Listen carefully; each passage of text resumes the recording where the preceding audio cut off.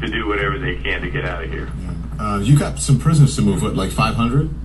We've got about 500. I spoke to the sheriff late this afternoon. They're going to get those guys out of here so we can get our staff, I think, Palm Beach area. I'm not exactly sure which particular area said that they were going to take those prisoners, but we're going to ship them out and just to allow our staff to get out of the Keys. Mayor George Nugent, sound advice. Good luck to you, Mayor. Good luck to you. I'd like to see you get out of there as well. I'd like to see everybody get out because, you know, I mean, if you look at the storm, it is just a monster. I know it sounds like a cliche. It is. It really is. It's a killer. Be safe. Thank you. Thank you, sir. And if you're anyone in the watching or in the sound of my voice, it's not cute. If you're at a bar, you think it's funny, you're drinking, oh, you're going to be fine, or whatever. You're not. You need to leave. Stability of Category 4 conditions. People will be fishing you out of the ocean. If the storm shifts off a little bit one way, we'll get Category 1 or Category 2 and feel lucky about that. But there's still the risk of Category 3 and 4.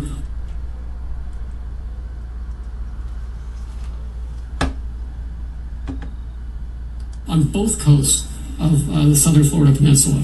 All right, Ed, I appreciate your time and thank you. We go right to our Chief Meteorologist, Steve Jervey, in the Forecast Center. He has the latest on where Hurricane Irma is expected to go and specifically what impact it might have on us. Steve. Absolutely, Keith. Yes, it has shifted to the west, and we've been talking about that can change, it will change. I say it every time we look at the track. And that has been the trend for the models, and that's why we've seen it shift farther back to the west toward the Bay Area. It just means different things for us. We just have to prepare for different things, including some pretty strong wind gusts as well as some coastal effects, especially later Sunday into Monday. So let's take a look at the watch that you mentioned. That means within 48 hours you could see hurricane-force wind gusts, which would be 74 miles per hour in the highlighted area there, and then a hurricane warning in place. Basically, that means 36 hours for some of the southern counties, so that's the difference there. But it just means prepare for high wind gusts, and we know about that from previous storms dealing in the Bay Area. If you're new to Florida, this is all probably new information to you, but the old saying, run from water, hide from wind, is pretty good advice. 155 mile per hour winds is Irma, a very strong Category 4 hurricane, interacting with land, a good portion of it. Surprising, the Hurricane Center does keep it very consistent at that same strength around the northern coast of Cuba, and then taking that northwesterly turn. You can see that forecast track takes it over the central part of the Florida Keys, keeping in mind the stronger side would be on the eastern or to the right of that number 5, the advancing part of the storm with 160 mile per hour winds, but you could see almost a northern surge coming around into Key West and with some strong wind gusts there as well. Sunday at 2 p.m. around Naples, that's the forecast track, and then moving over our area throughout the day on Sunday into Sunday night into the early part of Monday. And Monday early, that's what I'm talking about, that wind shift around the southern side that would bring some higher seas to the west coast. Again, there's a look at the satellite imagery, a very well-formed storm. There's that land interaction. Virtually half the storm, almost, is interacting with land. That tends to take away some of the energy, but it's still very resilient in maintaining its strength. This is why they've shifted the forecast track to the west, because the spaghetti models, which are pretty close in line, have shifted west, including some of the major models. So that's why you see that official track from the Hurricane Center doing that. Storm surge potential fairly high for Manatee, Sarasota at 1 to 6 feet. Watch your high tides. Watch your high tides. Just a good reminder for those that live along the water or have interest along the water. 3 to 6 feet for parts of the bay, widespread, 1 to 3 feet, and then northern areas 3 to 8 feet Sunday afternoon into Monday morning. Of course, water effects always a huge deal here in the Bay Area, and as that track shifts farther. Good evening, everybody. I'm Scott Binsack. It is September 8th, 2017. We have mass exodus from Florida. I have to say, today I've done a lot of research on how a hurricane can do a 90-degree, basically almost a 90-degree perfect turn to take out an entire state. And that's what you're seeing, with a very low pressure system off to the west side of this storm holding it there. Things are getting crazier by the minute. Mexico's been lighting up with aftershocks like you wouldn't believe from what's being really considered a 9.3 earthquake, and I believe that is correct, that it is about a 9.3. I have some other stuff to show you tonight for some strange anomalies going on that was picked up by WSO Steve on YouTube that I want to show you. And I have a special guest calling in, someone who I believe I'm becoming good friends with, and someone I've shared with you over many shows, and his information and his physicist show. So when I'm ready, I will have Scott call me in from Planet X News to say hello and talk with you all. He is now in this group as a member, and we welcome you, Scott. And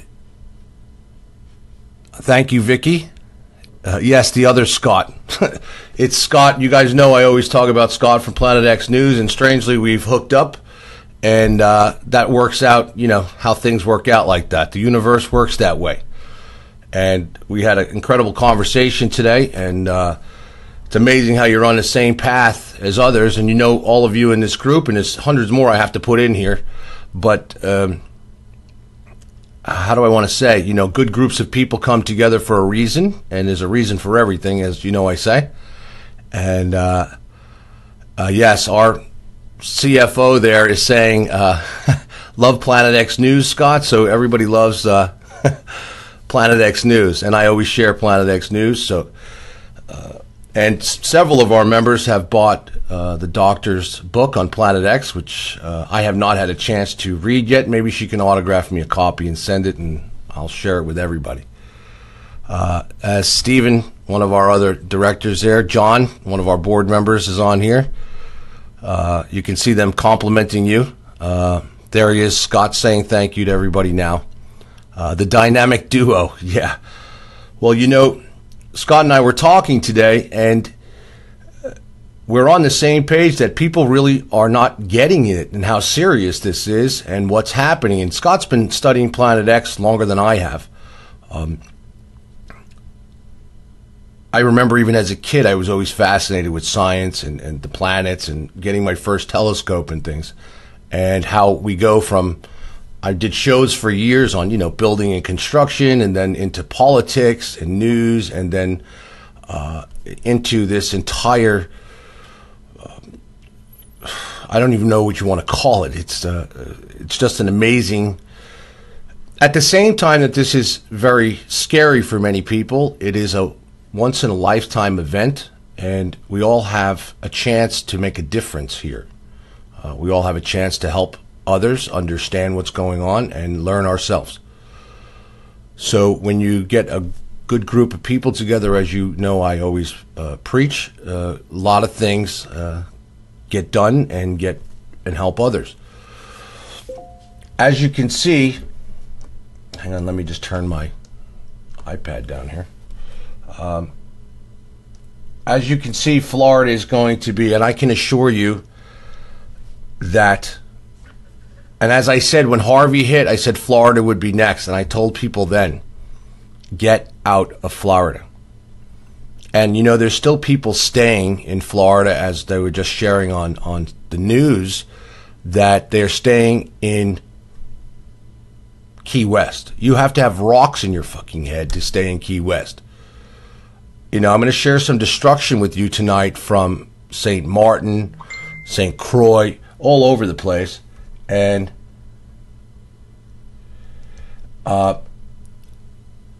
watching these storms, they are manipulating these storms, okay?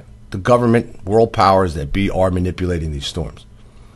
And this one has been left to grow, and it is powerful. And it is destructive, and they're pushing all these people. And here's the deal.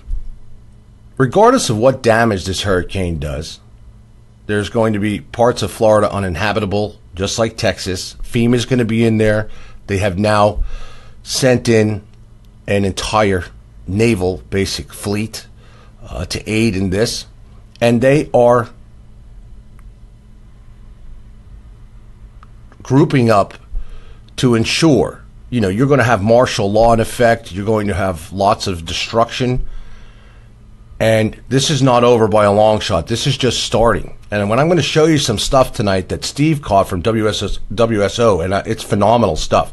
And I'm glad Scott's on here tonight to see it as well, because I was just like, whoa. quickly, I want to go through,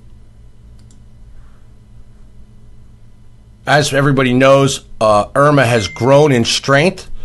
Jeez, I just turned this stuff down.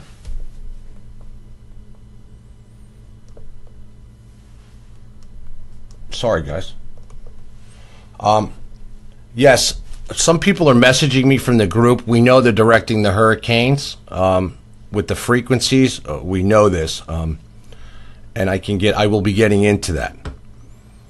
I don't know why people find that so shocking. I'm getting messages like crazy, and that people think that this is so shocking that the powers that be are directing these hurricanes. So 50 feet, maybe even. So you definitely want to evacuate and get off of the I'm going to stop this here for a reason.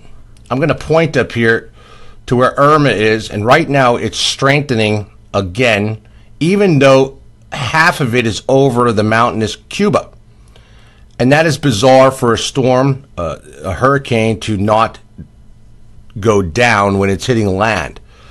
Even though the eye's still over the water and hugging the coast, it's gaining in strength because it's going into warmer waters. At the same time, they are feeding this storm and allowing it to grow. And as I said, there's a low pressure on the west over here, and I'll get into a different video, but it's keeping this and directing this hurricane directly right up the whole, it's like taking a car right up I-95 in Florida, and this hurricane is going right up Florida. And the strange part about this, if you look at the Navy maps from a pole shift, first you had Texas, which that whole area by Houston shows flooded, and Florida, the whole south tip of it is underwater and of that nature. And this is really what's going on here. I mean, you're seeing, and the government's going to be taking serious control more and more and more, and this is not the last event. I mean, this is not the last event at all. Things are just going to get worse and worse and worse. And I can assure you of that. That's not some, crying to the blues. I want to run through the news real quick and around the world. It'll take this about 12 minutes. So let's go through this and it covers all of that. Yes, Angela, I got your message. I broke what I opened up. I discussed how they're controlling these storms. Okay? They're not creating them, though. They are feeding them and controlling them. There's a big difference.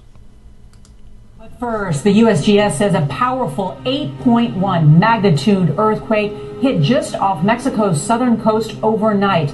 Already at least 15 people are reported dead, and there is widespread damage. The quake triggered tsunami waves and coastal evacuations. Video shows how the earthquake caused violent shaking inside an office building. Mexico's president says the earthquake is the strongest to hit his country in a century. The strongest earthquake to hit Mexico in a century. 3 massive hurricanes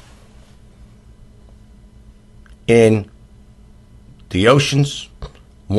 These 3 came right after Harvey, biblical flooding of up over 50 inches. And when I remember telling people that, they laughed at me and said, "You said biblical." Next thing you know, 3 days later, the mainstream media is saying biblical flooding. They said, no way could we get 51 inches of rain. Well, we got much more, but there was 51 inches of rain. And I said on my show live 6 hours before this earthquake that there would be an 8.0 or larger earthquake on the Pacific within the next 8 hours. And sure enough, I was live with you guys last night, and you guys let me know that this earthquake happened, and this is bad, and there's lots of aftershocks coming with this. Yeah, I know. Our people say it's all normal. No, not normal. This is not normal. And that brings us to the Nibiru Planet X system. There's another celestial solar system in our solar system intermingling, causing these problems. And yes, the government is using it to its advantage to move people. Okay? Move people, control people, and bring in more control. Because it's only going to get... I got a lot of messages today, I have to say, even from outside sources. They were like, Scott, you were spot on with Harvey. You've been spot on with this. I said to get out of Florida at Harvey. I said, Florida's next. It'll be a direct hit on Miami, and pretty much that's exactly what's happening. And I said that during Harvey. And here we are. And this is horrible. This is going to be catastrophic, and it has been catastrophic throughout the West Indies and the Caribbean already. My friends in Antigua, Barbuda, and things, I'm telling you, the government has told me, I mean, it's wiped. They are wiped. St. Martin is wiped, the 3rd largest concrete structures.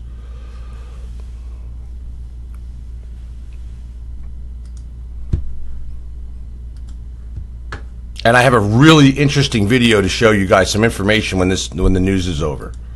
Vladimir Duthier of our streaming network CBSN is following this disaster. Vlad, good morning. Good morning. Mexico's southernmost states are some of the poorest regions in the country. The earthquake shook many of the buildings to the ground, and officials there are still unaware how widespread the damage is.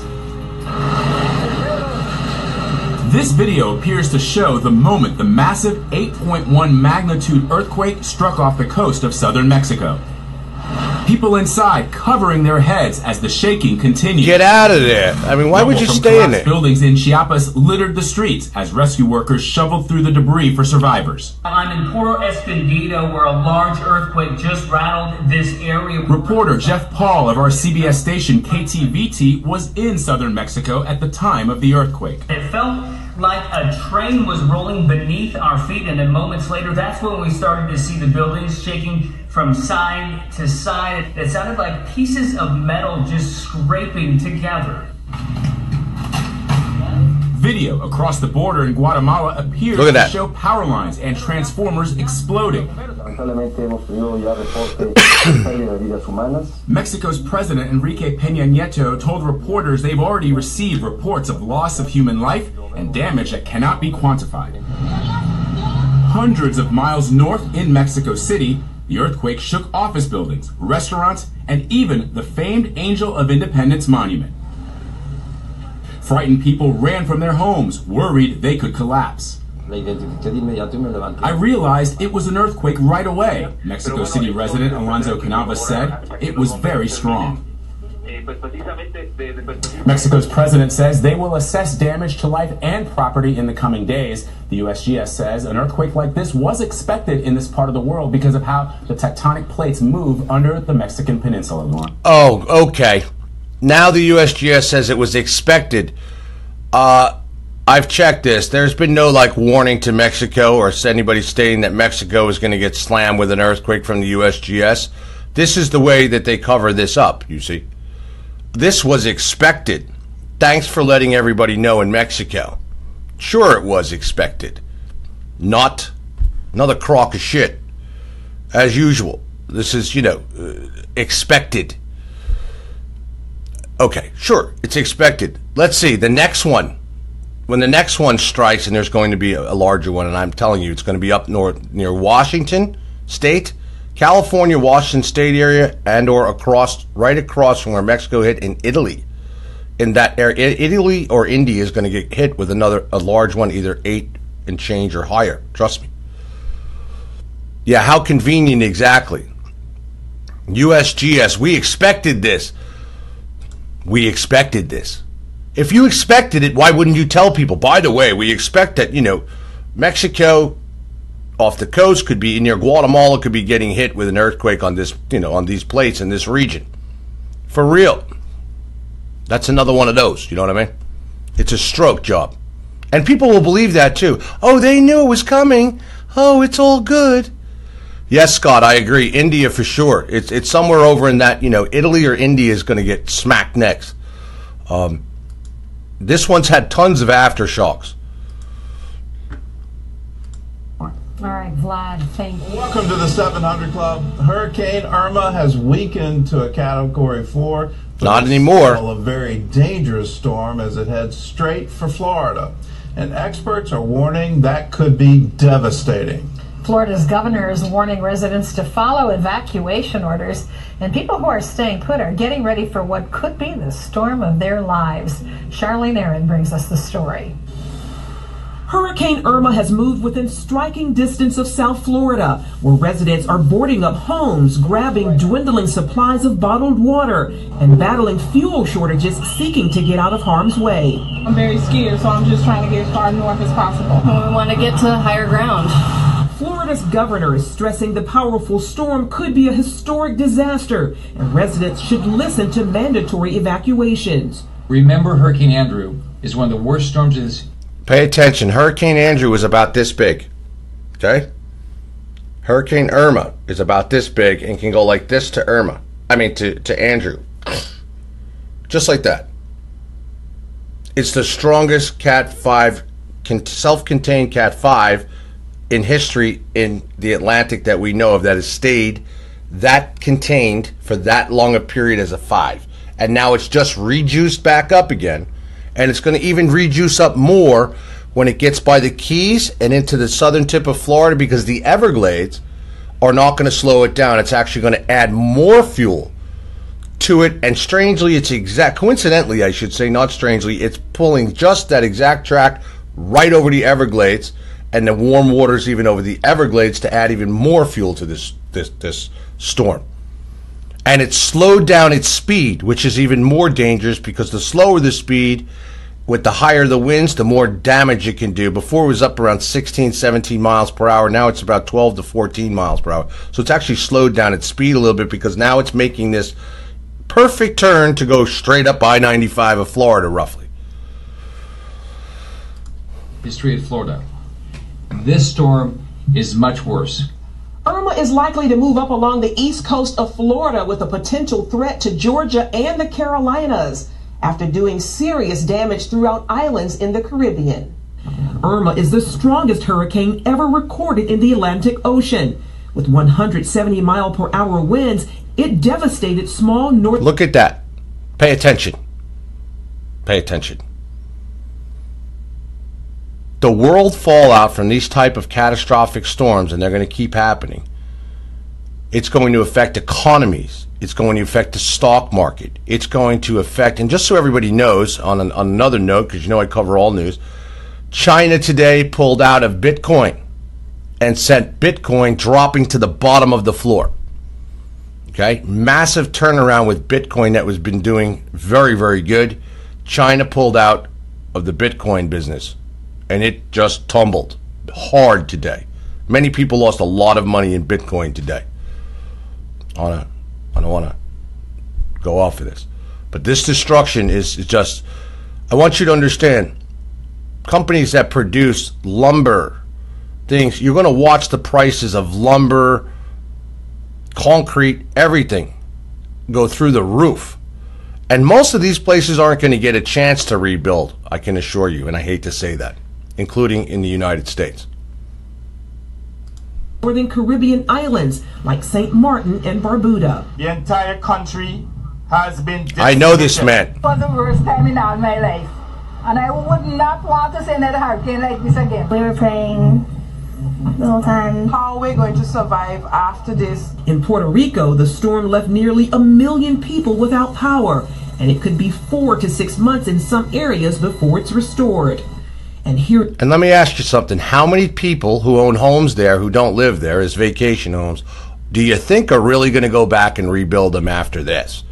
Okay? And knowing that this could happen again. Not many. Here in the U.S., the National Weather Service warns that some locations hit by Irma could be uninhabitable for weeks or months due to powerful winds, and that structural damage to buildings, with many washing away, is possible in some coastal areas.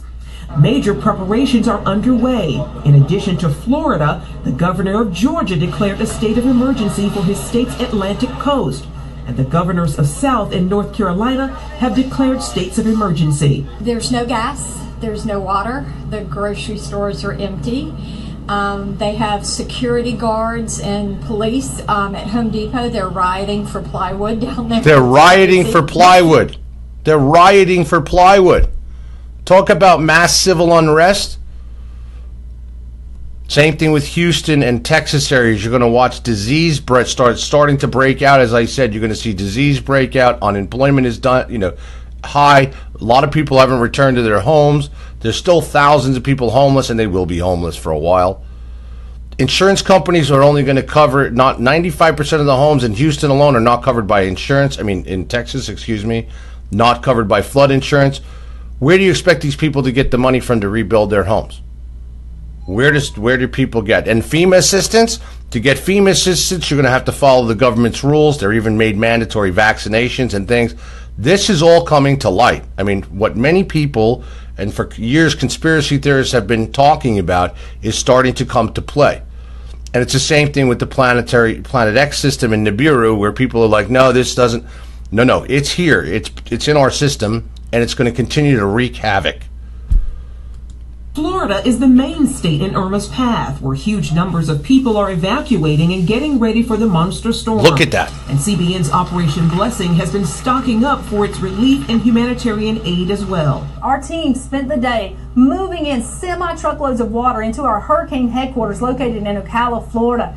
At that warehouse, it is packed full of emergency food, supplies, water, personal hygiene items, so that once Irma moves out and the roads are safe to go in, Operation Blessing semi-trucks will begin to roll out to the hardest hit communities, providing them life-sustaining resources. And so Operation Blessing is getting ready to be on the scene when people need them the most.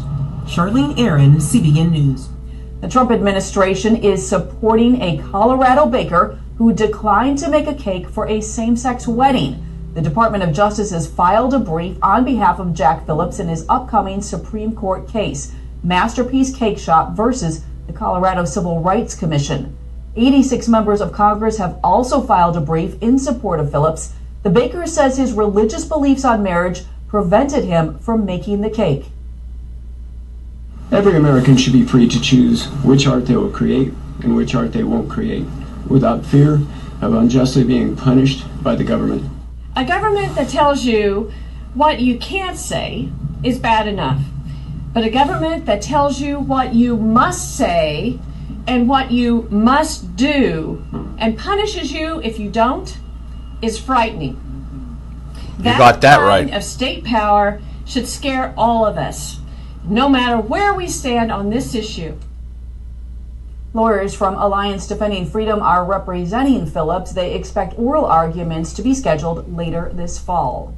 Well, the percentage of Americans who identify as white and Christian has dropped below 50%. Christians are still a large majority in the U.S., but now white Christians make up just 43% of the population. That's according to the Public Religion Research Institute. 4 decades ago, about 80% of Americans were white Christians. Wow. The change comes from immigration and because more and more people are rejecting organized religion altogether. South Korean Marines in exercises close to the North Korean border. Here we go. In response to offensive activity by Pyongyang forces in the area. As officials say, a possible new ICBM launch by the North could be on a trajectory deeper into the Pacific, more threatening to the U.S. and regional neighbors. If North Korea follows this path, it will not have a bright future. This is a message that should be sent to North Korea to make it change its ways. This only adding urgency for the U.S. military to deploy THAAD anti-missile launchers south of Seoul. There were some protests. China sees it as a threat. For South Korea, it is a necessity. We are deploying the THAAD in response to North Korea's nuclear and missile threats. And as I've explained to everybody, this is why they're allowing Kim to get away with this, okay? They're allowing Kim to get away with this so that they can put South Korea in fear so that the U.S. can put the THAAD missile system in right on China and Russia's back door. And that's the whole idea here. Kim can shoot off all the bottle rockets he wants. He's not, he would be crushed and he knows it. We have allowed him to do this to get that THAAD in there. And we want that THAAD in there, and that's why Russia and China are putting their own defenses around the world in certain key spots. Because the UN and the United States are surrounding Russia and China, and especially Russia. Because Russia and Putin are not into the New World Order game. Russia, after World War II, kicked the Rothschilds to the curb, and since then, world banking has been out of Russia. And they've been pissed off ever since.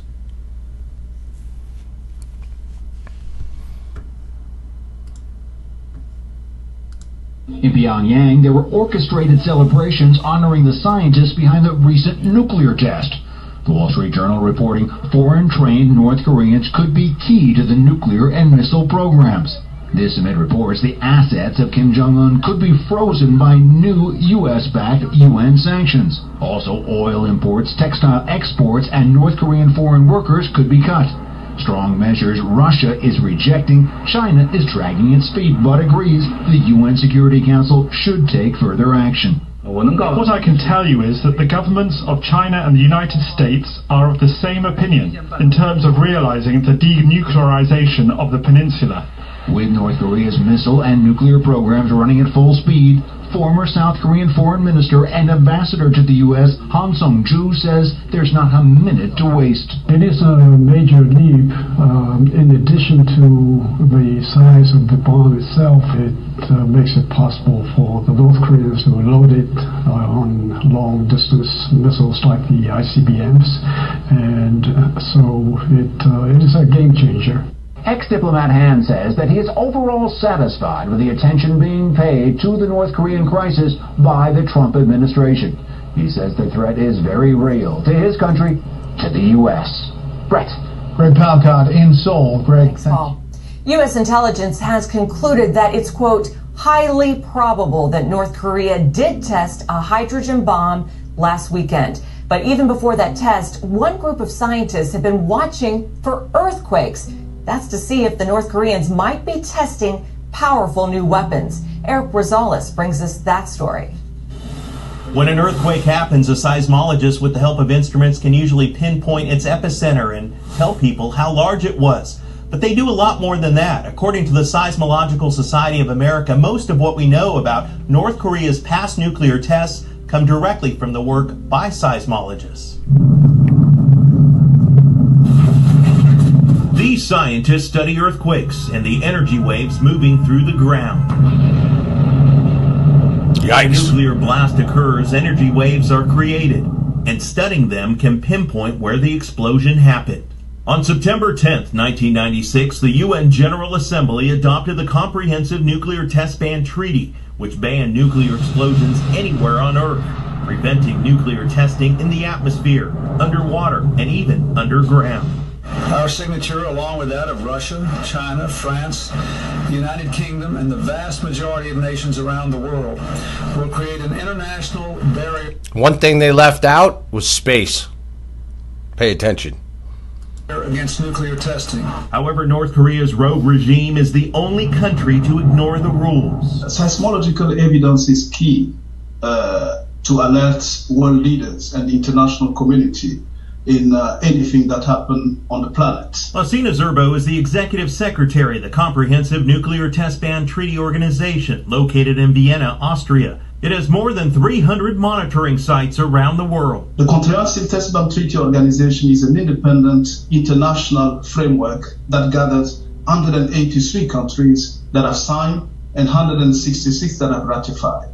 So it is true, North Korea is yet to sign the Comprehensive Test Ban Agreement. He adds it was his organization that discovered and relayed information about North Korea's testing of nukes in 2006, 2009, and 2013. And that data was sent to all 183 countries who were part of the organization within a few hours, faster than North Korea could go public about its own tests. Countries get information like its location, its magnitude, the time, and depth of the shock waves. It's important to note the organization never tells a country which policies to create. Scientists simply give the country its data and let them reach their own conclusions. Eric Rosales, CBN News, Washington.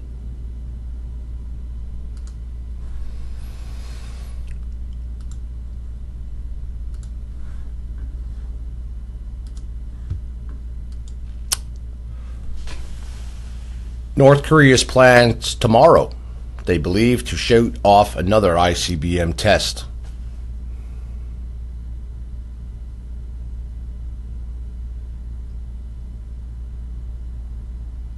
Sorry, I'm reading some comments, guys. Okay. Now, I want to go over some stuff that I want to, which I know Scott will be interested in as well. And I want to get his take on it after I go over it with you, because I don't think he's seen this yet either. It just came out from Steve from WSO.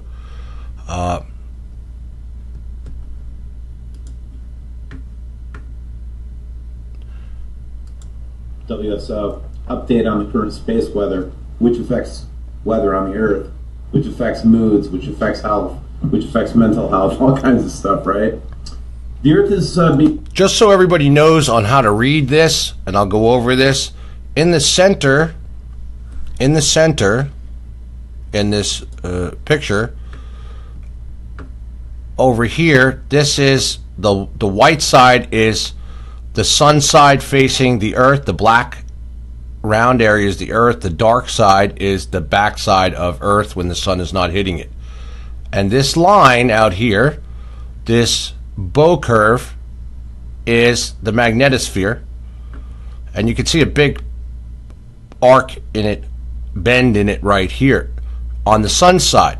What he's going to be discussing right now is that from the non-sun side, we are getting lots of radiation and pull from the dark side of Earth that's not facing the sun, which is a strange anomaly.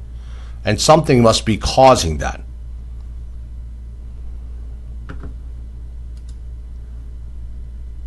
being squished. We've been having these, obviously, these solar CMEs coming towards the Earth. Yet, I see more pressure building on the back side or the dark side of the Earth than I do on the side of the Earth that I would expect the pressure to come from. This means, to me, that the Earth is being squished. And if the ongoing weirdness that's going on here, again, space weather, this is magnetics, weirdness going on all around us.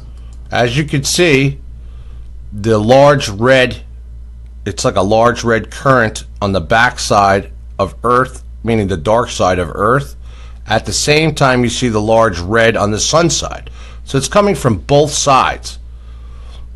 And it just gets stranger. He's got some serious video in here that I want Scott to see, because this is really good. He's got some stuff in here that was like, wow. And you'll all say wow as well. Just wait. Affects, I think, weather on the Earth. Latest earthquake report.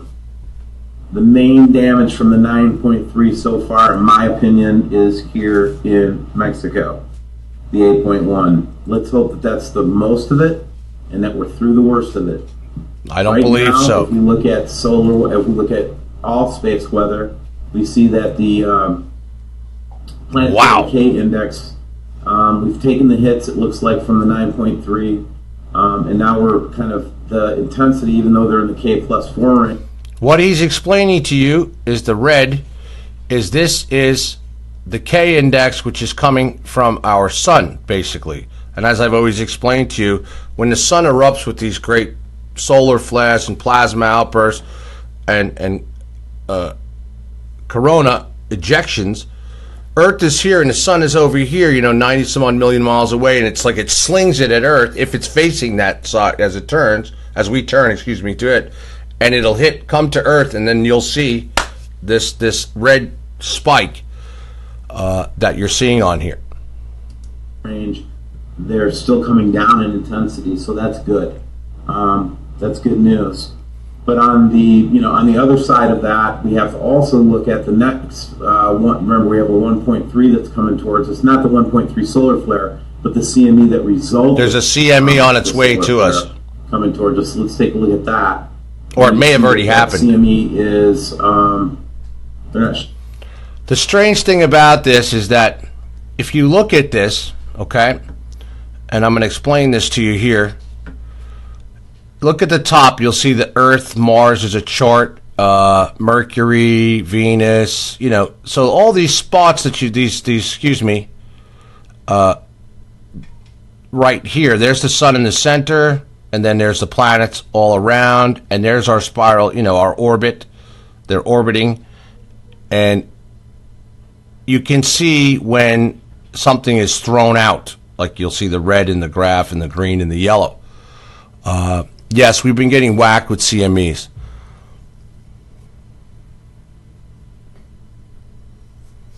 Sal, how can people see the solar flare if you can't see the solar? You can see the sun from satellites in space, Sal. You don't actually see them without the satellite in space. I will say this, though. I have come to a conclusion that the bright lights seen in Mexico last night, right prior and as the earthquake was starting, I believe was that of what you want to call when you see a coronal ejection from the sun at like the poles, the North Pole and the South Pole, and you see that green and effective light.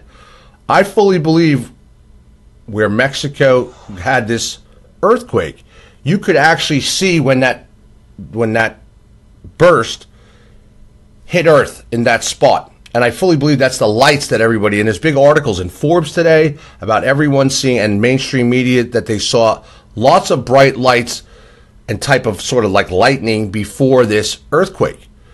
And I believe it was this plasma ejection coming and hitting Earth. Yes, Scott, we definitely know what that something is. Showing it anymore. Interesting. Guess we're beyond the danger zone. So these are all the planets here, and you can see. That's strange. Earth, Mars. Interesting. All right, well, we'll just go with that. They're missing a couple of things there, though. Here's a really interesting update. We just had like a super spike, can I call it, in meteor detections recently. Meteor detections went up as well. So we had the earthquakes, meteor detections, our sun outbursts, 3 major hurricanes, serious hurricanes going on, on the planet at the same time. I mean, all this is, it's not a coincidence. What we had was it was up to the one. It went up to 150 really quick, and then it bounced back down again. The most interesting part is coming now. That looked kind of like just like a machine gun of asteroids just hit us, and meteors that just kind of went by us. Really strange imagery. I was looking. Okay, now this is where I want everybody to pay attention. Okay, this is really interesting, and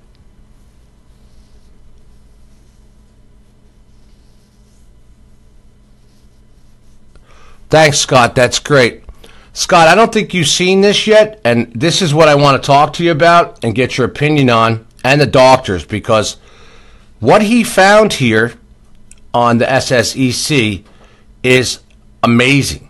And I'm going to play it now, so I'm asking everybody to really pay attention to this, because this is really, really, I think, some serious concrete evidence. So I might even take my head out of the way here for a second, but this is a short video, but I want everybody to see what this is. This is a geostationary satellite imagery of the Earth. Okay? So now listen to what Steve has to say, and then I want to really discuss something and have Scott call in, because this is really, really interesting to me, and I think it's some serious new evidence. Looking at the geostat and geostationary satellite imagery, which shows weather, and I was looking at Asia, and check this out, man. This is really strange. I'm going to reload this. I think we might get another image. But what happened, let's look at this. This is 1932 UTC. And on the other side now we see these weird optical lines. But watch this. Shape, I never see this stuff, guys, on here. There's something here. Like, stop. You see the big shadow next to Earth? And then there's a beam coming from it. It even puts a shadow on Earth. Check this out. I'm going to zoom in on that for everybody, so you can see what I'm talking about. Okay? And what he's saying. Look at this. Okay, look up here. Look at this huge shadow line.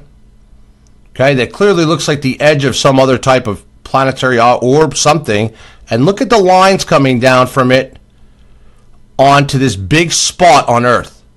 And I know it looks small in this drawing, but that's massive. Look at this. And it gets more interesting after this. Okay, after we go to look at this even more. And this is the same timing that all of this was happening he put this report up, but this video timing was from yesterday around this same time of all this, you know, the earthquakes, the storm, all this stuff going on. Look at this, and you can actually see the beam, the shadow, from this object here. And it comes down and it leaves this big shadow mark on Earth. And I'm really curious to see what Scott thinks about this. And I'm going to finish the video. There's more that he's going to show you. And this is the shadow of something in space. It has to be. And then it's putting a shadow on Earth from the size of it, or something that it's... that... I mean... But wait, this video gets even more interesting. So let me bring it back to its normal size, and then I'm going to show you. And he's also talking about down here at the bottom. Hang on. You see these dark lines down here? There's like these lines right here. Okay? And if you look over here where that object, or whatever that is, putting that here, you'll also see another dark shadowed area here on Earth. Right here. And I've never seen this in these images before, ever. Anything like this. And I've examined these images many times and watched them. I'm sure Scott has too. So if you can see this. And then there's this bizarre... Wait, the video gets better though. So let me have him finish playing it and listen to what he has to say.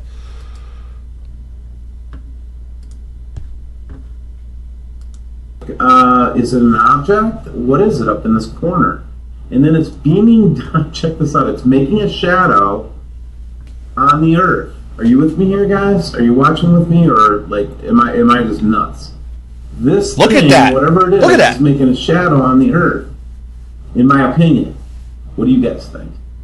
So, you can see it. Things are weird, and it might be because of our neighbors that are unforeseen neighbors. Let's rock this ahead a little bit, and you can see that dot just kind of goes down. All right, so this is September 8th, 0431. So here we go. 7:31, 8:31, 9:31, 10:31, 11:31, 12:31. Gotta love Steve's sense of humor. And then the Earth gets like fried at 15:32 with just a straight line of just blanking out the imagery from the geostationary imagery. And then this like cross ray beam of energy, or dark energy, or the tail of a scorpion, or who the hell knows. And then this whatever it was goes by the Earth, okay, I believe, between 1632 and 1932. That's a big blank of imagery. I'm going to try to reload it, like I said, here in just a second. And then having this dark spot that's making a shadow on the Earth. Guys, lots of stuff's going on around us right now that we don't understand very well, and we just need to stay together.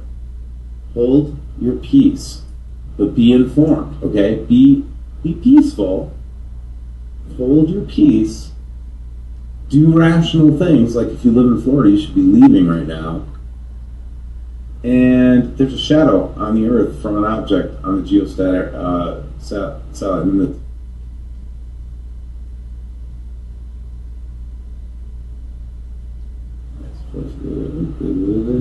Stop. 10:31.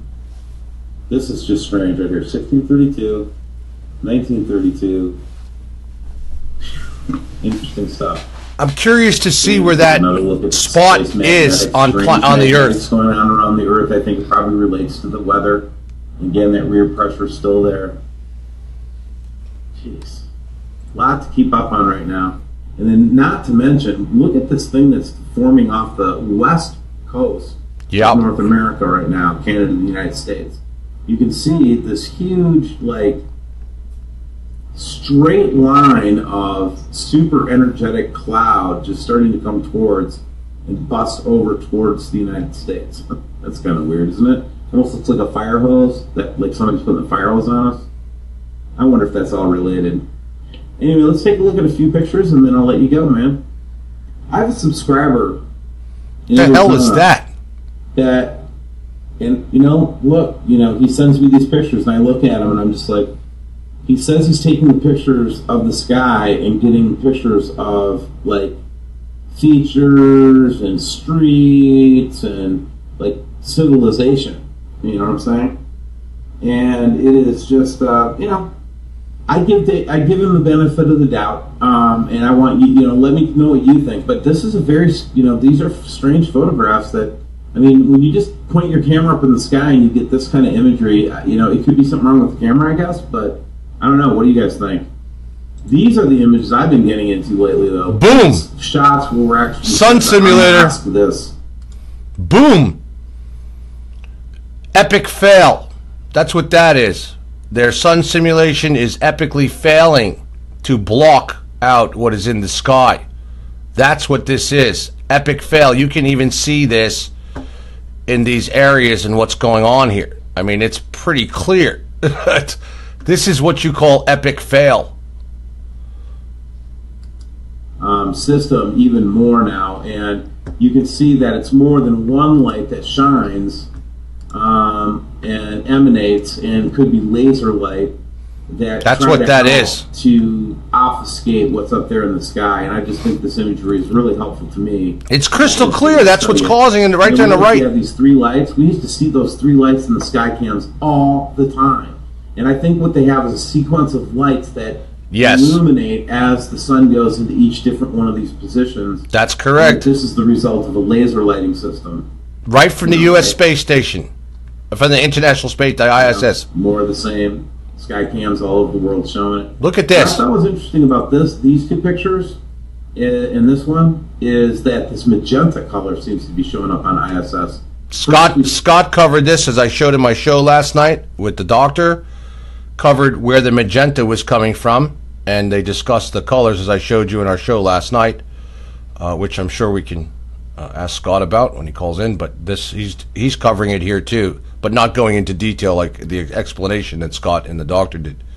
See it in this thing, and we see something green up here. Why? I don't know. You mix those three colors together, you get magenta. That magenta color is pretty interesting, right? And then finally, you know, we've got the. Let's get that off there.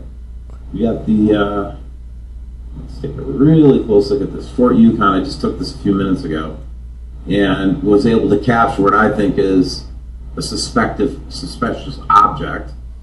And there it I goes. think that we're seeing refractions of the same in the glass right here. We'll take a look at that a little closer here. And as I blow back on this is on one of the Alaska cams as well. And again, I think that we're capturing it. This is obviously me dressing it up so that I could see it, because it pixelates. But as I back it down here, I'll show you where I got it from Yukon River Bridge.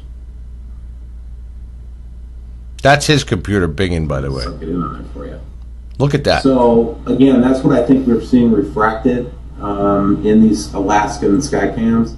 And it's no less unsettling, but I do think that there's reason to believe that the sun is reacting recently with an object close by. Yes. It's a theory.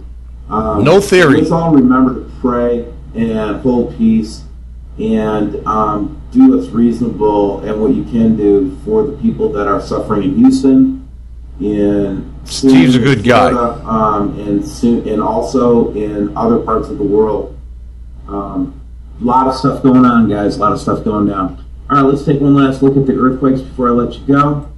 And thanks for hanging in there with us. Make sure that you subscribe to WSO Live and get access to the premium content, including the stuff that we did recently at our conference. And again, we're having some Oklahoma shake and bake, but this is the main one right down here in Mexico.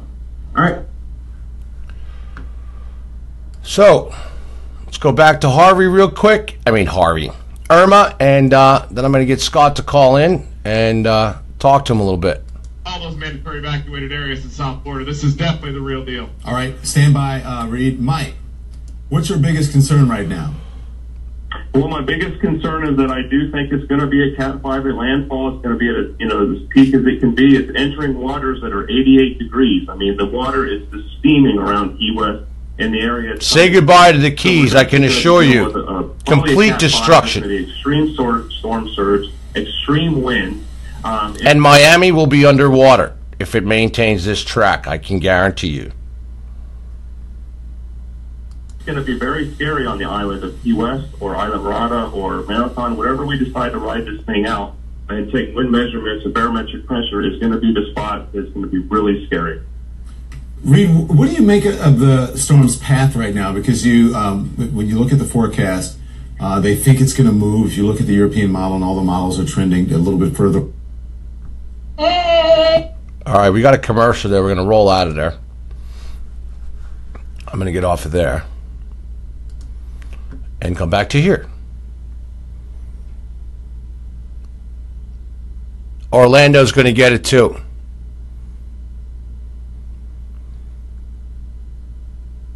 Okay. Scott, if you want to call in, give me a buzz, buddy.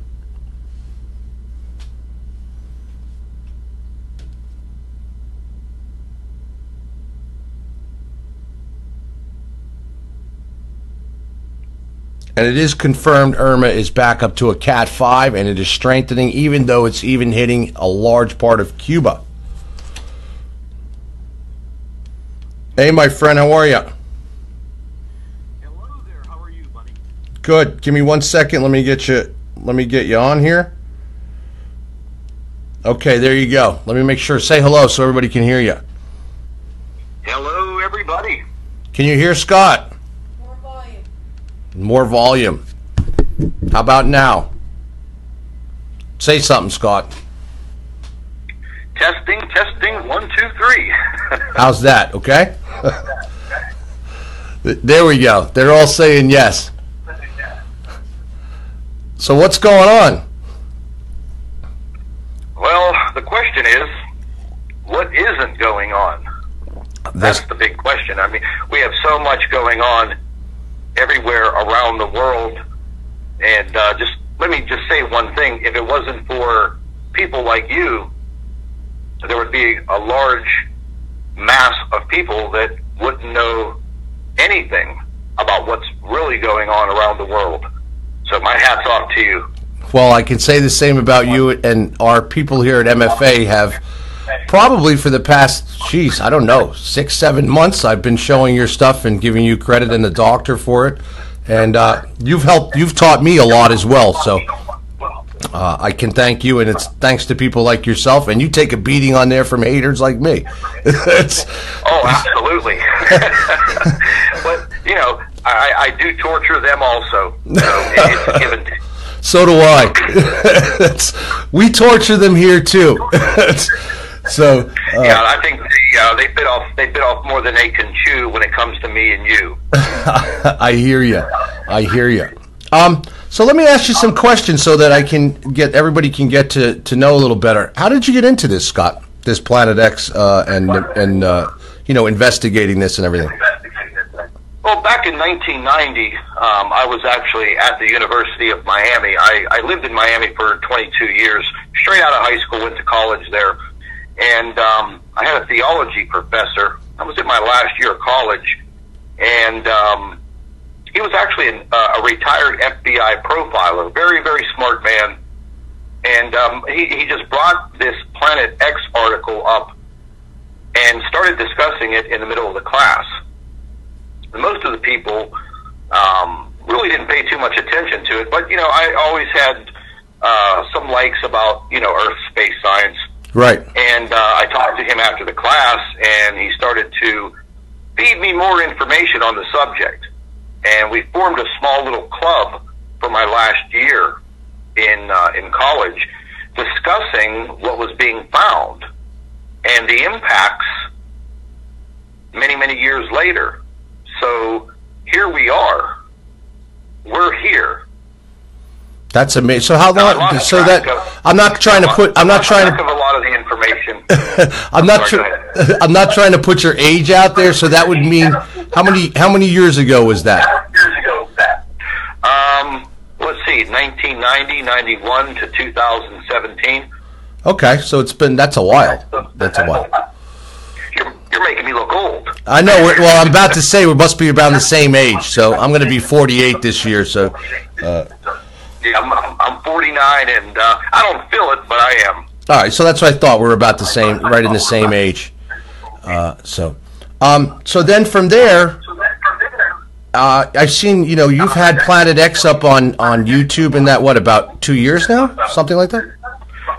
Well, I decided to start producing this information for YouTube because, well, I just felt that a lot of people did not know what was actually going on. And I've been uncovering information on this subject for many, many years, over 10 years now, but never publicizing it. What clued me in on it back in 2005 through 2010 were the chemtrails. Living in South Florida, I never saw a chemtrail. I didn't see it till I moved back up to the Northeast, and then I started seeing these chemtrails in 2005 constantly. And then that led me back into picking up my investigation on Planet X. There has to be something out there that is causing these weather anomalies, because I don't believe in global warming. I've read. No, there's. No. That's the biggest fucking farce I've ever heard.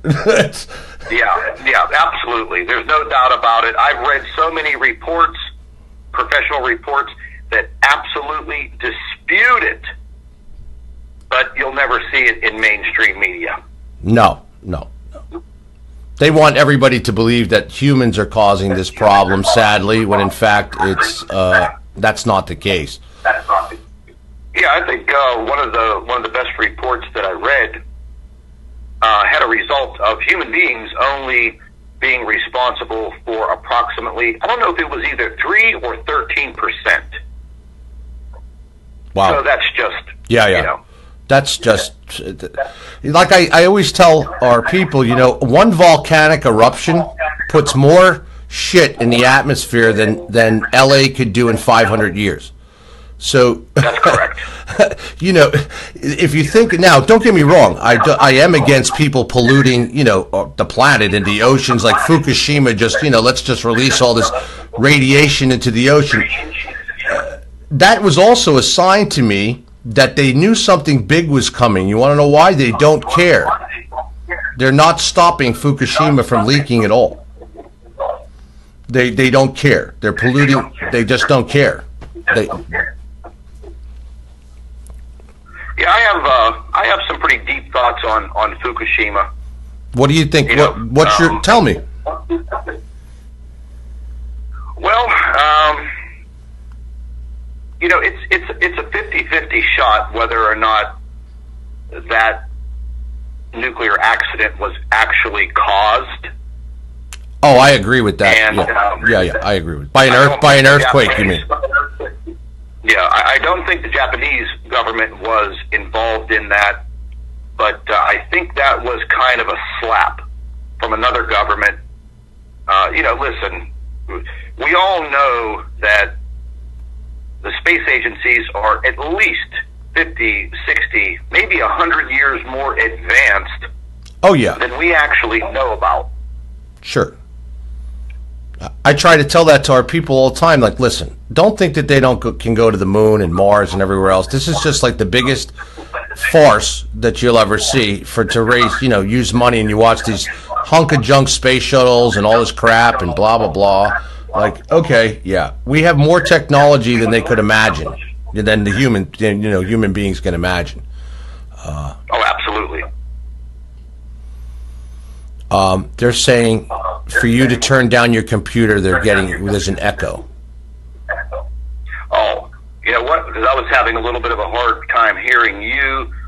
Let me just I'll have to turn my volume down. And how's that sound? There we go. You can still hear me, right? Yeah. Okay, good. Okay, so let me ask you something.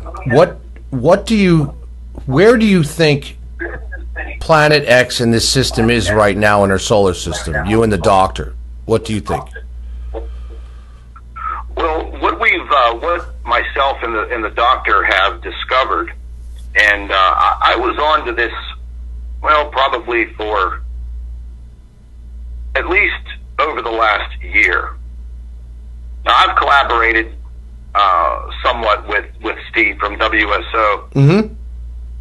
But there's a big difference between him and I. Oh yeah. Oh yeah. And you know, I'm straightforward. I don't care who I insult, whether it be NASA, the European Space Agency, governments, secret agents, trolling operations on YouTube or Facebook. I don't care.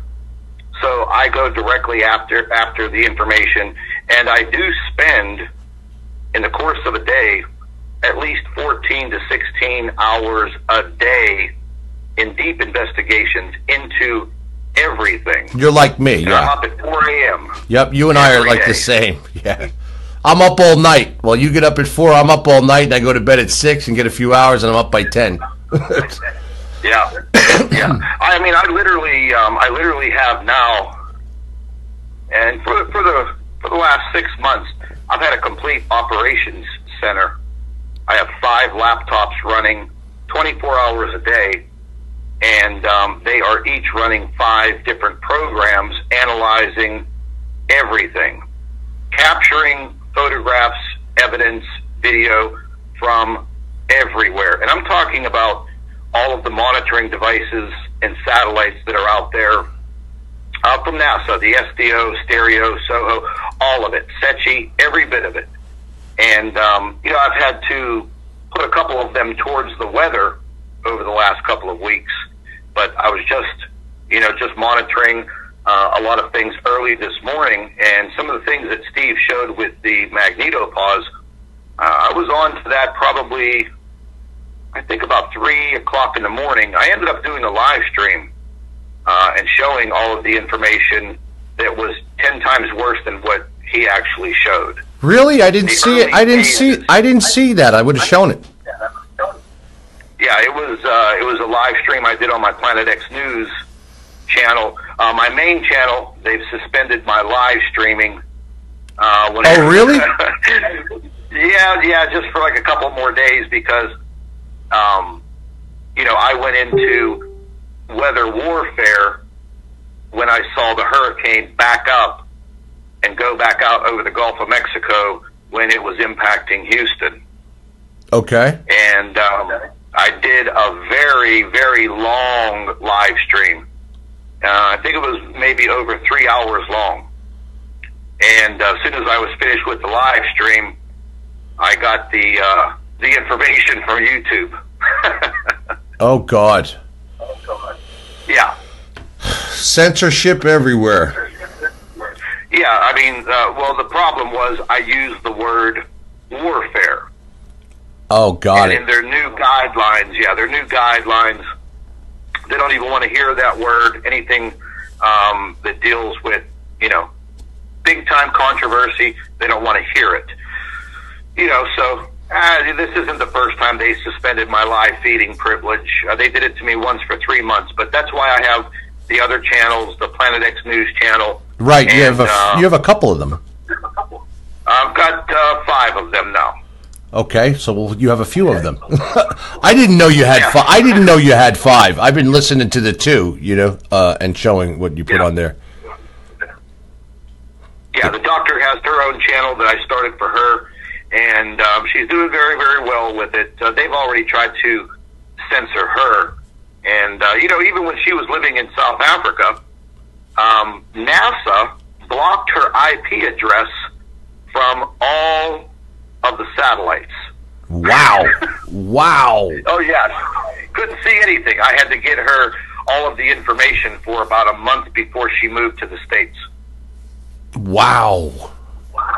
That's amazing. Well, that's how deep it goes. Oh, I know. I know how deep it goes as we were talking today, and you know we're on the same page there. It's just when I say wow, it just amazes me at the lengths that they will go to even to you know stop information, true information, from getting out there. You know,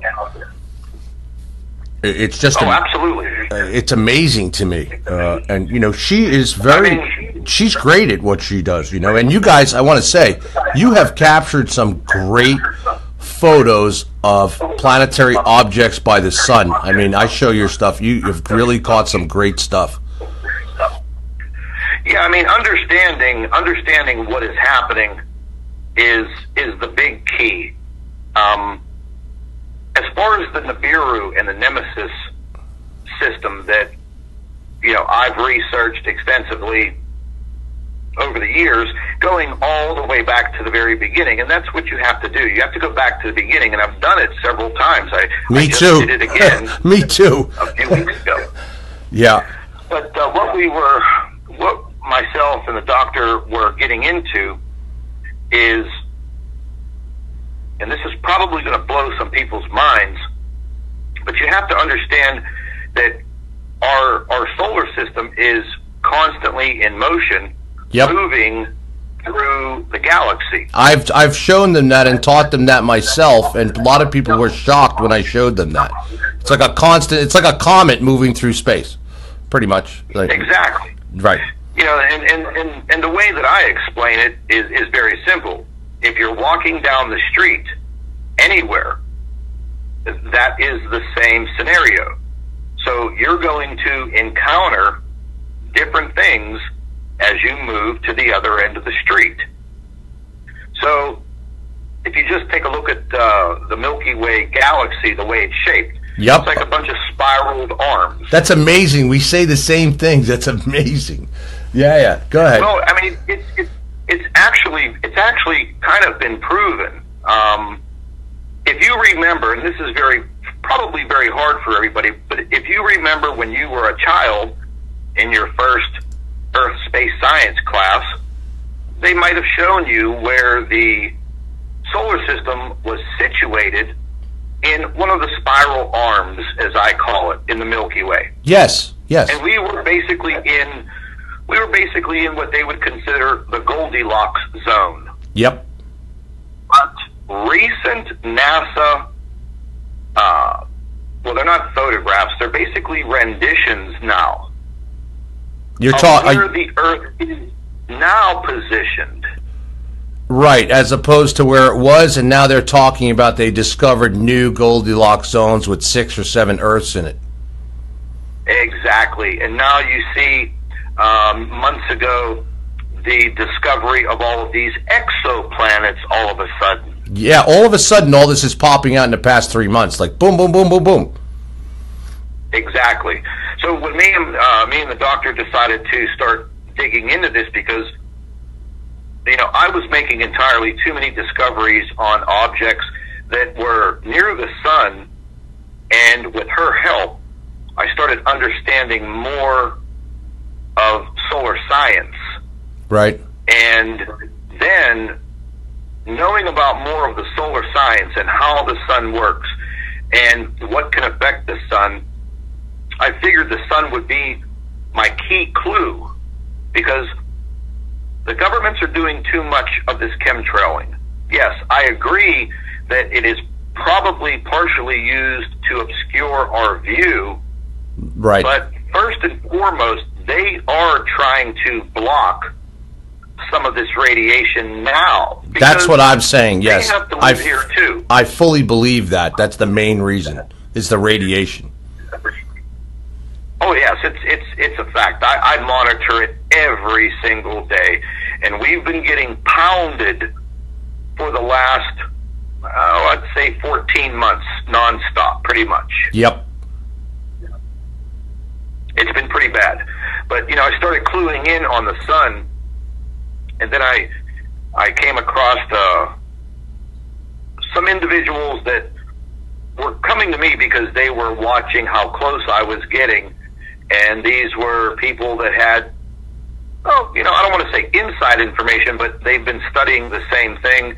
And we put some information together, and it led me more and more closer to the sun, because these types of objects, these substellar objects, they're not going to be attracted to a planet like the Earth.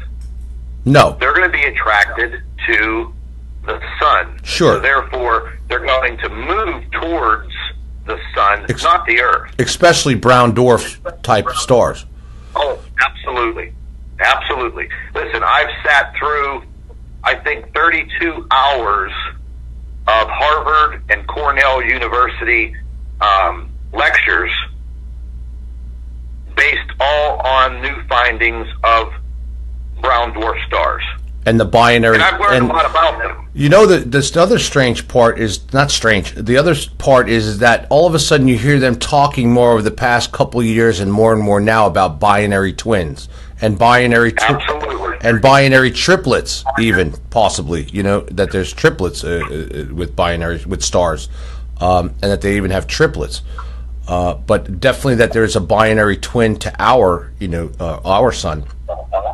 There's no doubt about it. The evidence definitely proves that.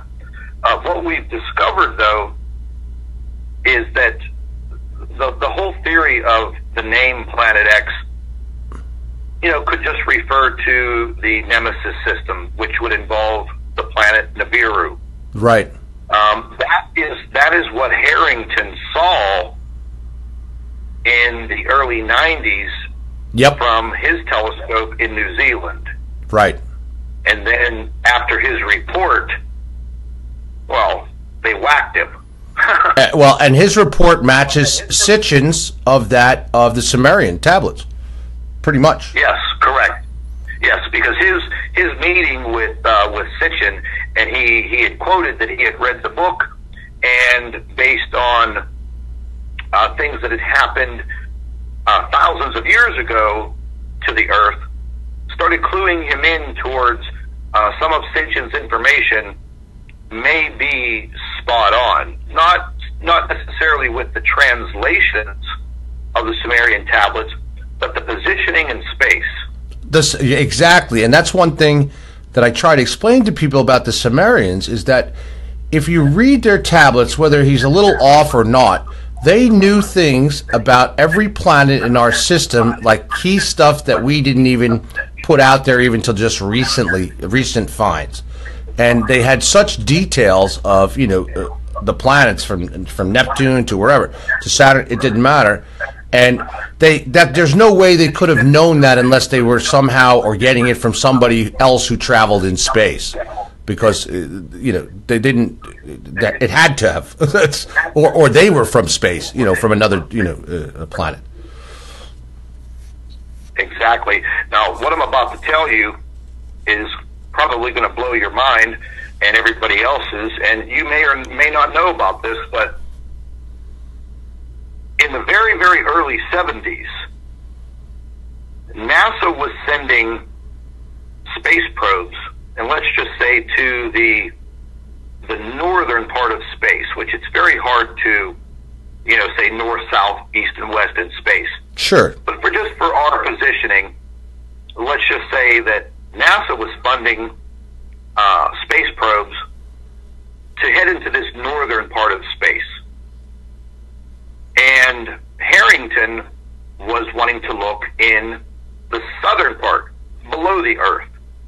On the different plane. So, exactly. Now, back in the 70s, and then leading into the early 80s, NASA made discoveries that were very, very disturbing.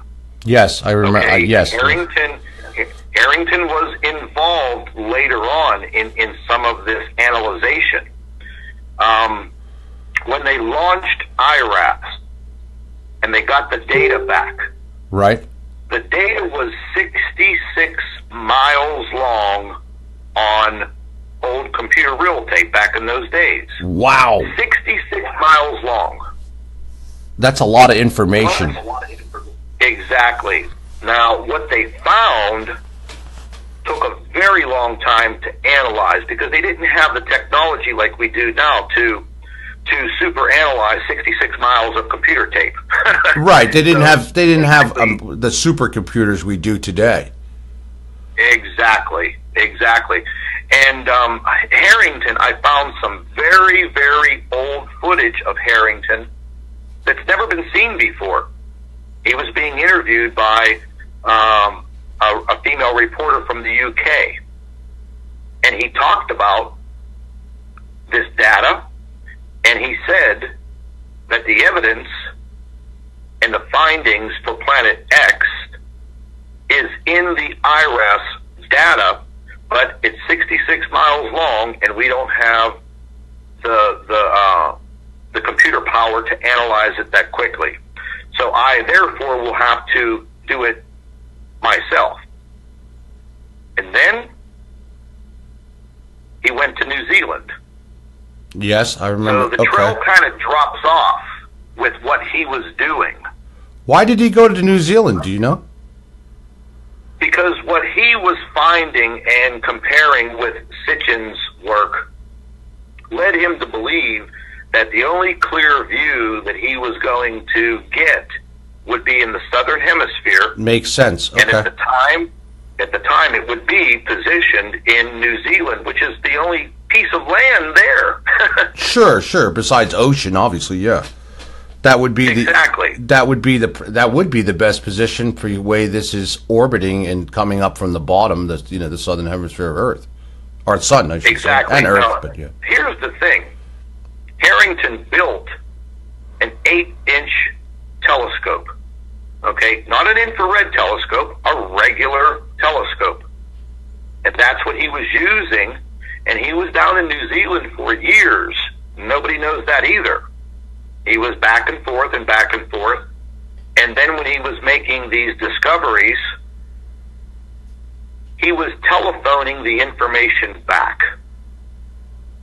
But at the same time, he was also calling his wife and his 2 daughters.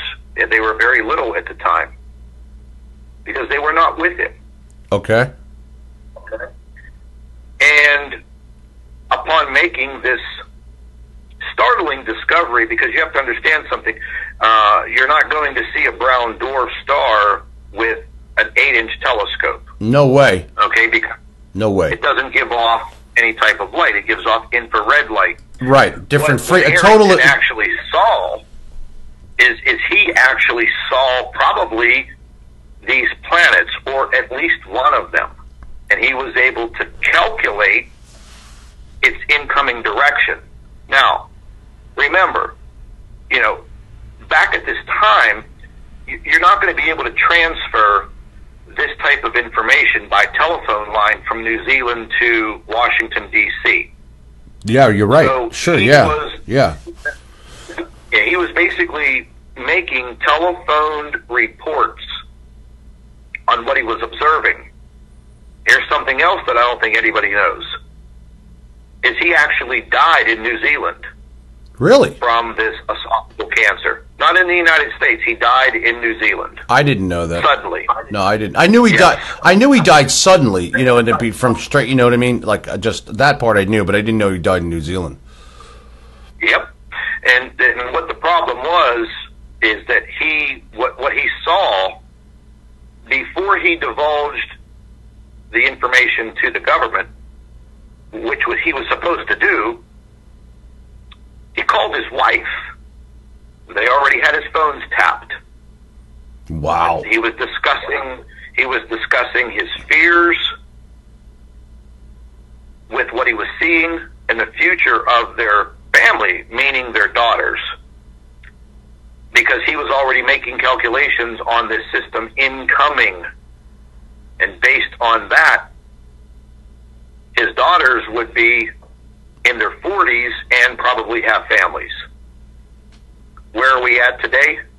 Right on that timeline. Yeah, actually, yes. We are on that timeline. And then, exactly. Myself and the doctor, we have researched this down to the bone.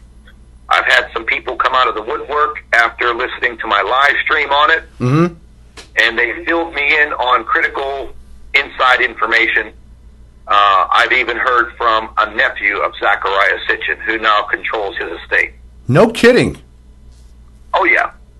A lot of this I don't publicize because, I go through enough as it is. But you and me both. The right you and me both. Yeah. Yeah, but Harrington found this, and, they had his phones tapped at his home residence. And he was calling his wife before he was calling the government. This goes... And he divulged the information. He divulged it to his wife first, and soon after that, he was not a breathing man. He was a dead man. You know, when you bring this up, you know what comes to my mind is that I always mention this. Why would the Vatican put one of the first infrared telescopes in Arizona pointed out there and call it Lucifer? What are they looking for? What are they looking for? Well, I'll tell you what they're looking for. They're not looking for Harrington's find. They're paying very close attention to what NASA found coming in back in the mid-70s. See, that's the problem. There are two systems that have been discovered. Okay. And with technology back in the late 70s and early 80s, it took a very long time for these probes to get to their position, and then a very, very long time for the information to get beamed back to Earth. You're talking years. Yeah, make sure. It makes sense to send it back. As we moved forward and these other objects came towards us, we're moving towards each other. Sure. And exactly what some of these objects are, some of them are massive. Some of them are a third of the size of the sun. That's big. That's large. That's large. Well, yeah, that's really, really big. We don't have to worry about, any type of collision with a planet, because planets will repel each other. Sure. That makes, These objects, they're not going to leave the sun. And the way that myself and the doctor put it, it's just like a parasite that has a host. As long as the So then let me ask you a question that comes to mind that maybe you or the doctor can answer that I think of. What if our sun is dying? And then... Well, basically, you could consider that to be the situation right now. The sun is trying to defend itself against this magnetic connection that these objects make when they pass by. Right. I personally think, and the doctor thinks, that they are in very, very tight orbits now around the sun. I do too, with the magnetic connection. It's a portal. That's how they... Exactly. I mean, you see it. I've been studying the coronal holes and the patterns of the coronal holes for the last 16 months straight, nonstop, every single day. I get all the data. I analyze it. The doctor's been analyzing it. And if you understand coronal holes, and you understand that the coronal holes were being formed on the backside of the sun and then rotating towards the Earth, that's telling me that whatever is interacting with the sun is behind the sun, and it's rotating with the sun. Exactly. And that's why I was saying to you earlier today, and I've said to my members and viewers, I said, if they didn't simulate the sun, you'd be seeing it eclipse all the time because of these objects passing by it. And I think that NASA pulls those out of their space, the satellites, the imaging. Yeah. What did you think of the picture I texted you? I was, you know what? That was a great picture, and you found it. What did you find that right after we talked today? No, I was actually looking at it while I was talking to you on my cell phone. I just didn't mention it. Oh, okay. Because I'm like, there it is. That's what I'm talking about. And you have video showing objects coming right through the corona, getting some energy and just going right through the corona. Absolutely. So, and I have some members that have caught video watching the sun dim down, brighten up, dim down, brighten up, and there's not a cloud in the sky when it does it. Dim down, brighten up, dim down, brighten up. And that's either their fake sun malfunctioning or something passing between the simulation and the sun itself, meaning, or around the sun. So it can only be, I mean, there's definitely possibilities that, they're going to have to switch lenses on these simulators. Just a few days ago, I was photographing the sun, and I caught some amazing photographs that clearly show a very, very large lens in front of the sun. Now, you have to remember something. if you put this into perspective, you don't have to have a massively large object in front of the sun to fool everybody here on Earth. No, you don't. Because it's just the distance and your perception. Right, exactly. It's what like I caught 3 days ago is clearly a well-defined lens directly in front of the sun. I'll email you the photographs, and you can show them to everybody on your show, and they're going to blow everybody away because it's clear, defined evidence that there is something directly in front of the sun, probably magnifying the sun. Yep, magnification. The members on some of the members already have just said magnification. They picked right up on what you were getting at. Yeah, I mean, you can clearly tell what's happening. I started noticing it last year, and then this year I noticed it even more because if you analyze the temperatures outside, okay, right now my temperatures in Pittsburgh are 35 degrees below normal. Right. This, I showed the doctor today. I took a photograph of the temperature gauge inside of my car last year on September 8th at 5 o'clock in the afternoon. Do you know what the temperature was? What? It was exactly 100 degrees. Wow. Okay, today our high was 66. Yeah, well, I'm feeling it in Jersey, New York area today as well. You could tell. Yeah. I said it to my assistant today. I said, you know what? I said, this is not normal like this. I said, I'm telling you, it's gonna be a bad winter. I can tell you right now. People haven't seen. They're seeing storms happen. These hurricanes. Wait till the big snowstorms start to happen that are out of the ordinary. Wait till they start to see the ice and everything that's going to come this soon. Yeah, it's going to be. I'm thinking that. Well, I was thinking in the same lines that we were probably going to have an atrocious winter time in the Northeast, like something from back in the mid to late 70s. Right. What is occurring, and I've had some help on this from a man in Sweden. Excuse me, I'm sorry, Norway. He was an actual ship captain. He's the one who guides those massive container ships across the ocean for 35 years. Well, that's a well-experienced person there. Oh, this man knows the sky, knows where every single star should be, where everything should be in the sky. He could navigate one of those vessels without modern-day operations. He's been monitoring for the last year for me the magnetic tilt of the Earth. He's documenting it in a journal every single day, and he sends me a report once a week on this wobble. Oh yeah. My last report that I got from him was a week ago, and there was an 8-degree shift, meaning if we're looking at the globe right now and we're looking at South America and the Earth, tilt the Earth backwards just about 8 degrees, or just a little bit.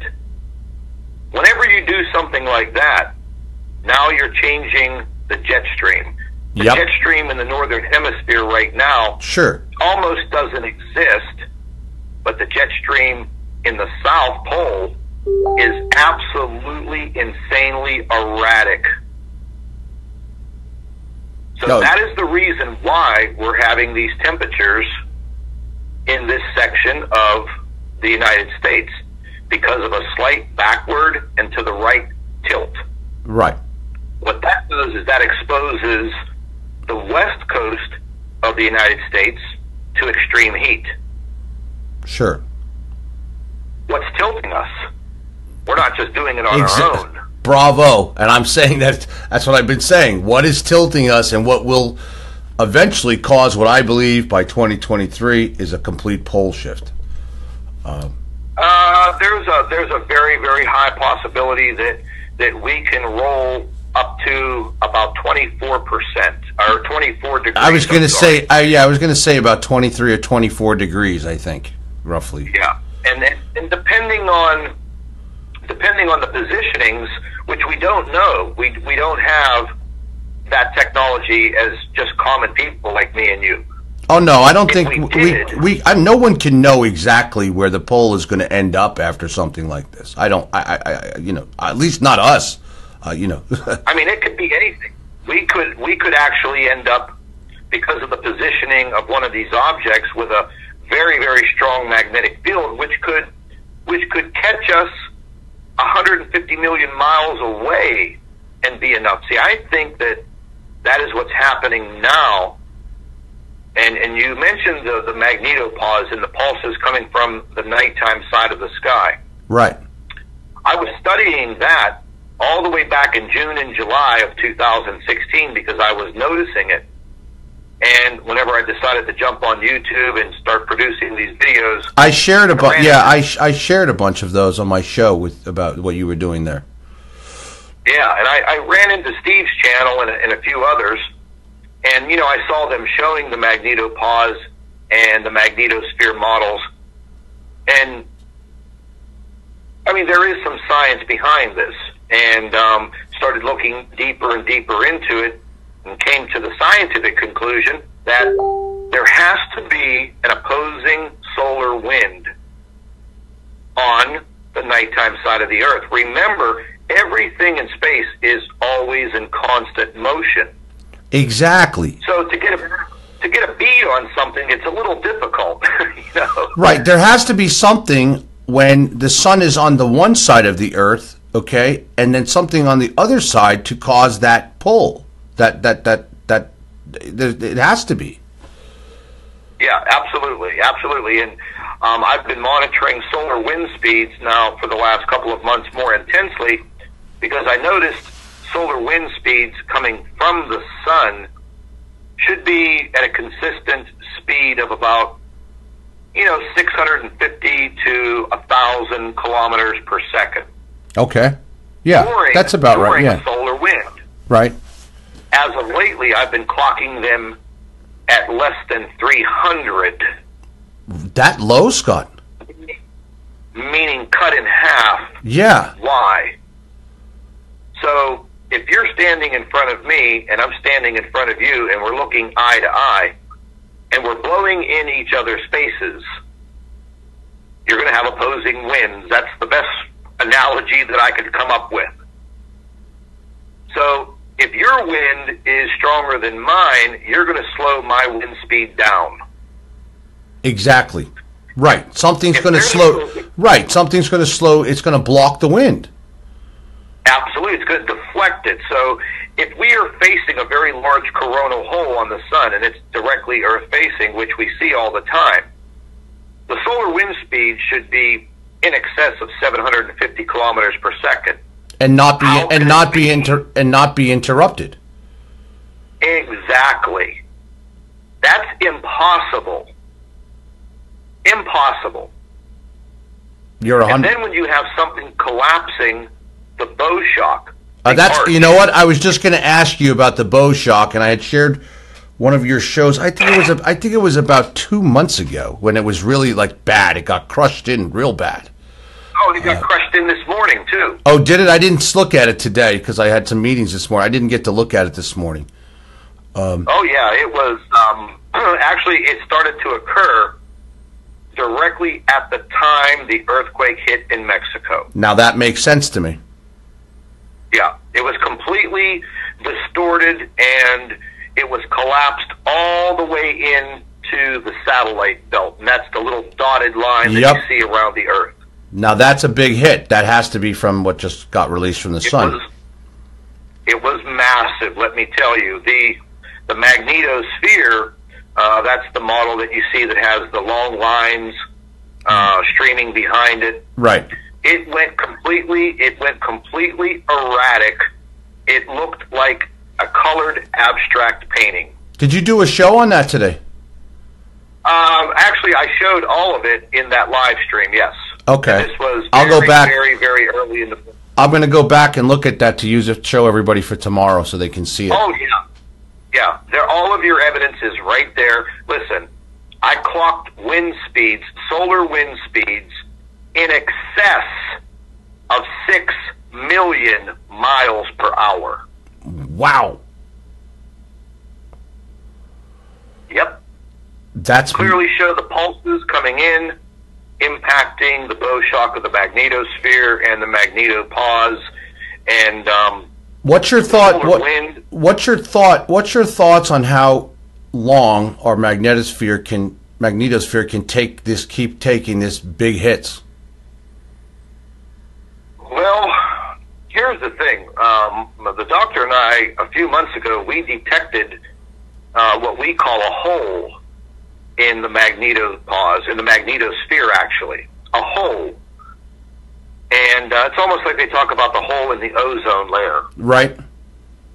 And whenever we see these anomalies like this, these big pulses, we're seeing an opening in right where the apex is of the bow shock, right where the arch begins, to the upper side of it. You'll see a hole open up, and you'll see the energy come right through it and right to the earth. I've seen that, and I've seen when you showed that. I actually showed that in my show. Yeah, exactly. That is a big, big problem. The biggest problem that we have is whatever is behind us in this orbit is obviously very, very powerful as far as its magnetic field, but when you see the deep blues in the back of the Earth, those big deep blue, those are very low pressures. It's the same type of a low pressure system that you see in these hurricanes. And those low pressures are very alarming, because what they do is they are pushing the bow shock forward, flattening it out, almost dissipating it. Now remember, the bow shock's an imaginary arch. Right. It doesn't. I was just going to say that to our. I was going to ask you to explain that to our list. I'm going to put a picture of it up right now, so that with myself in the screen, I'm going to show them now, so they know what we're just talking about here. Here it is, right here. So Scott's talking. The red here in this line that you see is the bow shock in this particular picture here, right here. And then behind it, as he's discussing, that's the red here is facing the sun side, and then the back side here on the dark side of Earth, that black round object is Earth, and then behind it, you're seeing the deep blues that he's talking about right now. So explain what the deep blues are, Scott. Okay, those are your low pressures. That's very, very low pressure. I mean, if you want to compare it to that of a hurricane low pressure, that's basically what it is. When you're looking at that red arch on the magnetosphere, that will change colors according to the intensity of what the sensors are picking up. Okay. What you're looking at right now is a very intense situation. If you look at the black lines, those are magnetic field lines. They should not be crossing over. Like spaghetti. They look like spaghetti. They look like spaghetti right now. Exactly. And if you take a look at the red lines that are streaming behind the dark side of the Earth, that shouldn't be that way either. No. And do you notice right there by the back side of the moon, the big red dot that's down there, the smaller red dot that's got like a... Yeah. That's a big spot, believe it or not. I mean, it may look small in that picture, but that is a large area there. Yeah, whenever you see my video, the live stream that I did this morning, and I get to that point where I show all of this, you're going to be shocked. Yeah, because what you're looking at right now on your screen doesn't exist. The bow shock completely disappears. One of our members, Marilyn, is asking you why so erratic. Why is this all so erratic behind here? Or why do you think that it's so erratic behind? Well, right now what you're seeing is a 1-2 punch from in the face and from the back of your head. So the sun is impacting us from the daytime side, and one of these stellar objects, whatever is positioned behind us, is also delivering that punch to the backside of the Earth. If you kind of notice, a lot of these larger earthquakes are happening at night, on the nighttime side of this planet. You know what? Look what happened in Mexico. You're right. That's a very good point. Absolutely. That's a very good point to point out to everybody. They are the larger earthquakes are happening on the dark side of Earth, meaning nighttime. Because we have no protection on the backside. The bow shock is what protects us on the side of the sun. That's a very good point. That's a great point. Yeah, as we rotate around on our axis, and we also rotate around the sun, that bow shock is protecting us directly between us and the sun. But we don't have a protection like that from the backside. Sure, there's nothing back here at all to really protect us. Nothing. Not at all, because really, if you think about it, your Earth should only have to be protected from the sun side, if the way it works, I mean the way the whole system works. But it doesn't, well, the system as we know it should work that way. Let me put it to you that way. And now it doesn't work. It's not working that way because there's something else present causing this great anomalies here. Yeah, there's no doubt. There is absolutely no doubt that our sun's actually being invaded by some smaller objects that are, well, I would say probably about the size of Earth or Venus. And then there are the big Papa objects that I've captured.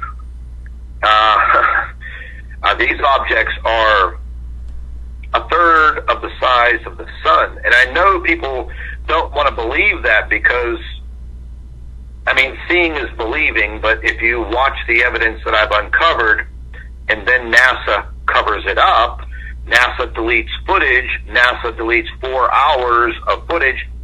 Yeah. That's why I try to stay one step ahead of them. Yeah, you've caught some great stuff, and then I've recaptured it from you to even spread it further to show it, because I know it's going missing. It's gone. Oh, yeah. That shit is gone. Yeah, I screen capture everything, just for that fact. And I tell people, look, this is where I found it. These are the timestamps. Go to, Soho or, Stereo, whatever, and check it out. Here's a big factor that everybody needs to understand. The stereo satellite has stereo A and stereo B.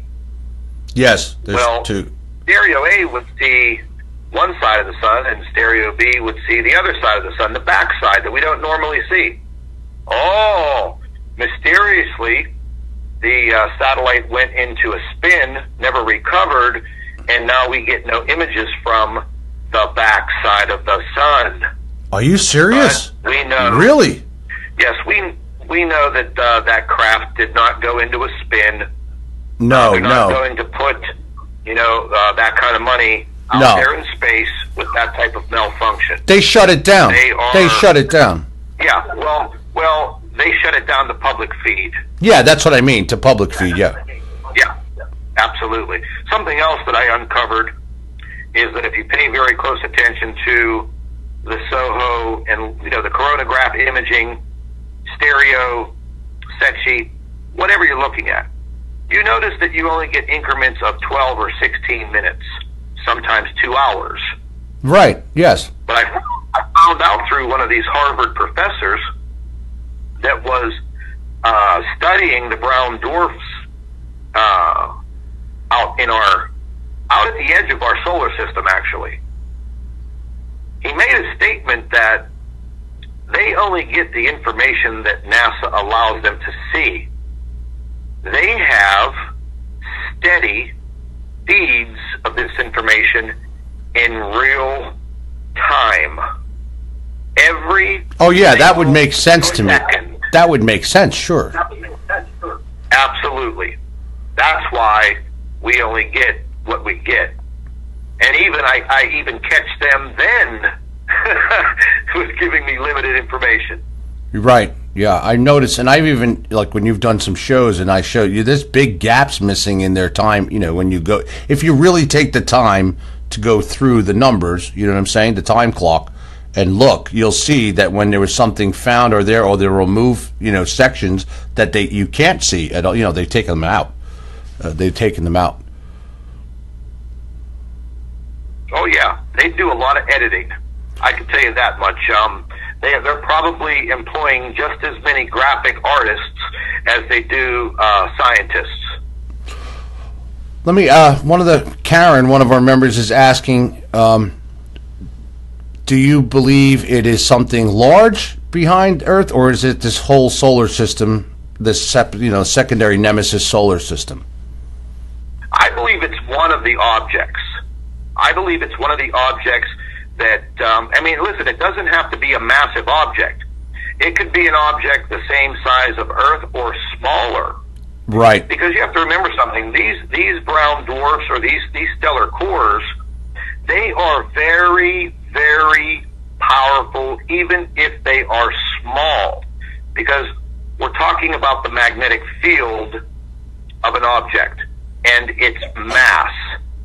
So it can be small in size, but have an incredible mass and an incredible magnetic field. Sure, like a big, round, freaking flying magnet getting power from the sun. Exactly. Exactly. And its magnetic field, well, it would definitely be stronger than the Earth's. Oh yeah. And then it feeds off, once this happens, you end up with all these, anomalies, weather anomalies we're having, and then you get the government helping them along. Well, I definitely think that there is. My next question to you is, what do you think? What's your take on everybody's feel that the government is manipulating these Harvey and Irma, and what's your take on that? Well, 100%. Like I said, I've been watching weather. I've been in 13 hurricanes. I started studying hurricanes in 1991. Well, I could probably be a weatherman if I wanted to. Scott the weatherman. Yeah. Oh, yeah, the trolls would love that, seeing me with my own weather show.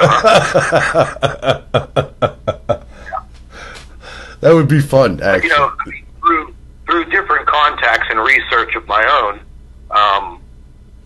we all know that, the governments have been manipulating weather for a very, very long time. They really started it in Vietnam. Yep, I talk about it. Cloud seeding. Yeah, I talk about that a lot. They've gone to some pretty wild extents to manipulate this weather and use it as warfare. You use it as warfare against other countries to create famine or floods. And let's just face it, what a better way to start a cover-up and also start to herd and displace millions of people all at once. And we talked about this today. Yep.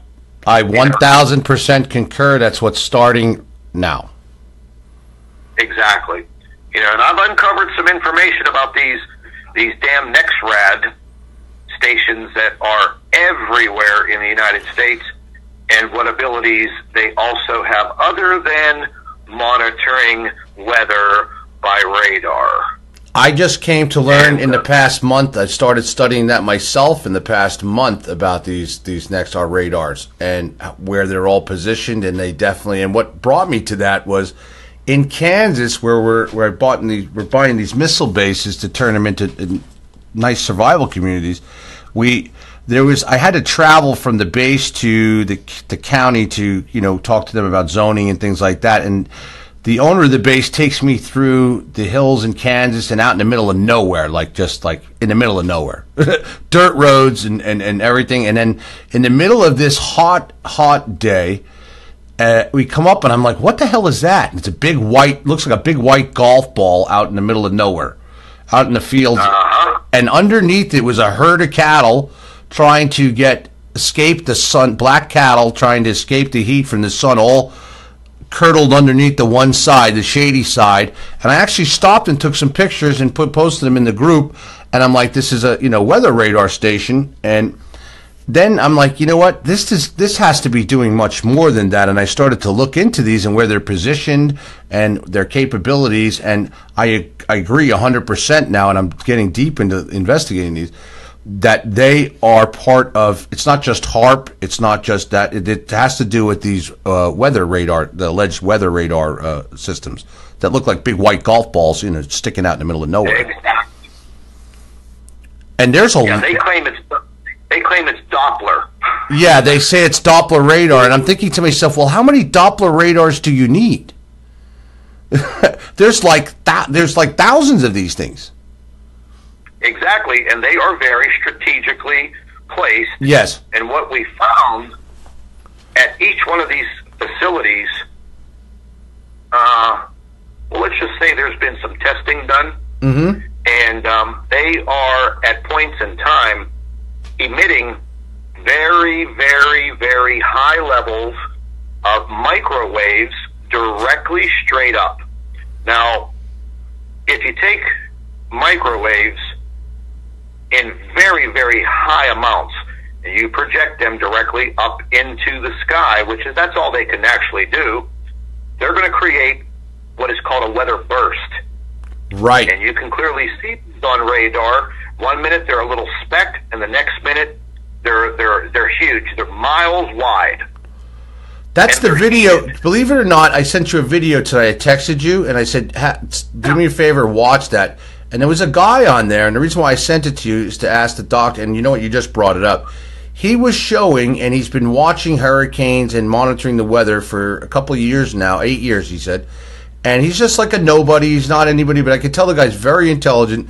And he was pointing out in Hurricane Irma that they were trying to break up the system a little bit with microwave bursts. And that's the word he used, microwave bursts. And then that they stopped, and you could see where he showed exactly where the microwave bursts were, and that then they let it grow, and grow and grow. And these Doppler radar type sets, they can be in the ocean. They have them in the ocean on these very large steel heavyweight buoys. I mean, big, massive things, out there, and they can actually move. They're motorized, some of them. They move them. I mean, they can move them by power. I mean, they're powered. It's amazing. It's like having it on a big ship, and they got them on the top. And he was talking about microwave bursts, and then you just brought it up again. That's what made me think about it. And I sent you that video to have you guys look at it, because that's what he was talking about, is manipulating this storm with microwave bursts. Absolutely. There's no doubt about it. Whenever you heat, for instance, a storm cloud, once it's formed, if it's over a source of water, like the Gulf of Mexico, all you have to do is either heat it up from up above, or down below. Now, there are hundreds and hundreds and hundreds of oil well drilling rigs right off the coast of Houston. Yep. Okay, it doesn't take much to have a smaller, what would be disguised as a Doppler radar, which I was just going to tell you, if you do some research, you'll going to have some form of radar. Right, and if you do some research, and I'll actually get them for tomorrow, you'll find pictures of these oil rigs with the white golf ball on some of them. Yes, correct. And there's also a lot of suspicion forming. I don't know if you've looked into this. I've been looking into it for a few years now, and it's these smaller cell phone towers. Yes. That have over 120,000 volts being pumped into them, and it doesn't take that much power for transmitters and receivers on cell phone towers, and they are much lower to the ground. You know what? I've seen them, but I have to be honest, I have not researched them. Stay away from them. They're very harmful. Okay. Well, you're talking. I've seen them. They're the lower cell phone looking type towers. Yep, and they have all of those little white boxes on top. Yes, they have like these. Pattern. They have these large rectangle white boxes, and I've also seen them. You know where I've just seen a lot of those? Was out in Nevada, and they were disguising them and even painting them into the same color as the surrounding areas. Yes, they even disguise some of them as trees. Yes, they disguise them as trees. One of my board members and good friends, John, is saying that they're 5G towers with big cables. This information is going back before 3G. Oh, this is before 3G, yeah. Oh, yeah, buddy. They've been doing this. They've been placing these in inner cities. Yep. They've been placing them everywhere, even in places that would be considered a ghetto. Why? Because if you turn up radio waves and a human being is exposed to high-level radio waves, yep, it causes extreme anxiety, yep, and anger and delusions, and you can actually incite a riot in the human brain by increased radio waves, and nobody would know what the hell's happening to them. And more people around the world, and especially the United States, are telling me about the headaches that they're getting. But they only get them when they come home. Where are they? They have one of those towers in their neighborhood. Yeah, it makes sense. And do you remember this most recent story? And I got some information from my inside source on this from the American Embassy in Cuba, that they accused Cuba of using... Yeah. Okay, well, I'm going to tell you something that I don't even think I've told my viewer. I don't think I covered this with them, but I was told from my source that it was our CIA, testing and using this type of control and to blame it on Cuba to do this. I wouldn't doubt it. And it matches exactly what you're saying. And they blamed it on Cuba, you know what I'm saying, and it caused some rift between the United States and Cuba over it. I mean, we've been blaming everything on Cuba for 50, 60 years now. Yeah, Cuba and Russia. It's you know, blame it on Russia, blame it on Cuba, blame it on Iraq. Saddam's dead now. You know, blame it on any of the big guys that we built up, and then we tear them down. We go in, we build them up. We build them up. Hey, could you hold on for just 1 second? Yeah, I'll sure. be right back. Sure. So I hope you're enjoying Scott from Planet X News, and it's a pleasure having him on tonight. And you know, we'll be doing a lot of things together. And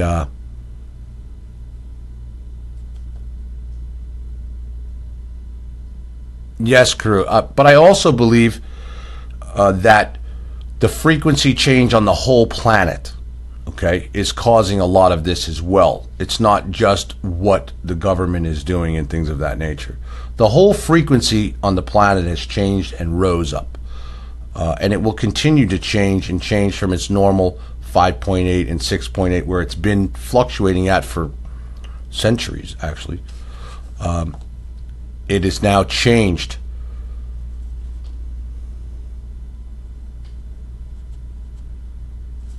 So there's just so much going on now, and that you know, before I get off tonight, and Scott, I'm going to go back to Florida. This is just the largest mass exodus in U.S. history happening as we speak, and I'm telling you right now, they are driving that storm right up Florida. There is no way in hell that storm would have done a direct turn right up to Florida. Okay? And they're keeping the low pressure off in the Gulf to hold it there and bring it right up so it can't go the way it wants to go. It would have just gone straight across and into the Gulf. 23 million people under hurricane warning. 23 million people under hurricane warning. And as I've been saying for a long time now, they would start to try to move people by mass exodus inland, okay, and into other places for control. And this is what you're seeing. You're seeing, a historic biblical type storm that has been, created by the planet itself with what's going on.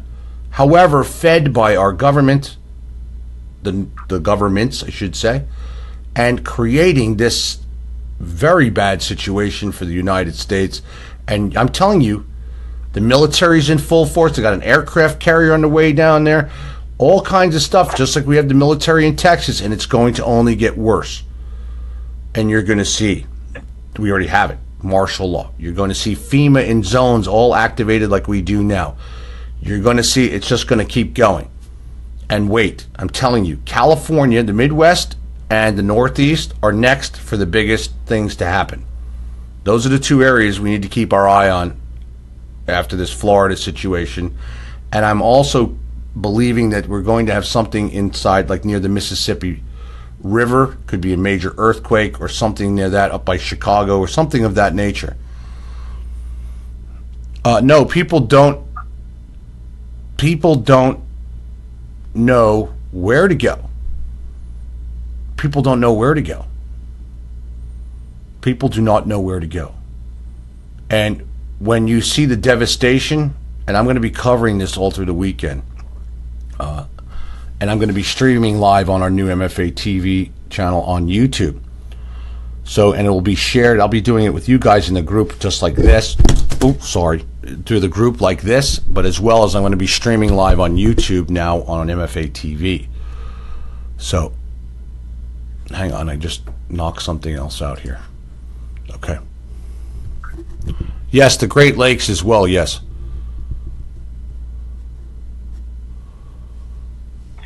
Scott, I was clocking some speeds on this hurricane and doing some tracking, and the way that it's positioned and where the eye wall is going to come on shore, these hurricanes, they rotate counterclockwise. Right. From Homestead, south of the city of Miami, from Homestead all the way up to past Fort Lauderdale, they are going to have the wind crashing into the shore, crashing into the buildings, therefore pushing more and more and more water inland that way. That's a very, very strategic movement of this hurricane, and it will then be fed by the warmer waters on the Gulf side of the Everglades, right where the eye wall will pass.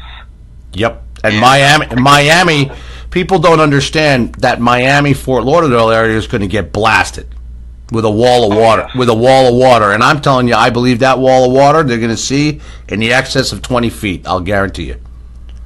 Yeah, well, just before you went on the air, I was actually running some flood simulations on a flood simulation model that I have, and it only goes up to 10 feet. Okay. And at 10 feet, the barrier island of Miami Beach and all the way up, and I would say probably about maybe a mile or so inland, is completely 100% under water. Yep. And that is only at 10 feet. That's the highest that the model goes up. I'll tell you what, this is going to be, I'm telling you, this is going to be beyond what Texas could ever be. Sadly. Yeah, I mean, we're talking a lot of people displaced. My two kids still live in Miami with their mother. I haven't still been able to get in touch with them. They still live in my condo in North Miami Beach, right across the street from the ocean. They're on the 33rd floor, but at those higher levels, that you get higher, even faster. That's what I was just going to say. You have higher. People believe that going up they're safer, and it's not. It's worse. It's worse. And I was yelling at the TV earlier. I'm like, people go, no, we're going to stay up here. I'm like, are you an idiot? The higher you are, the stronger the winds.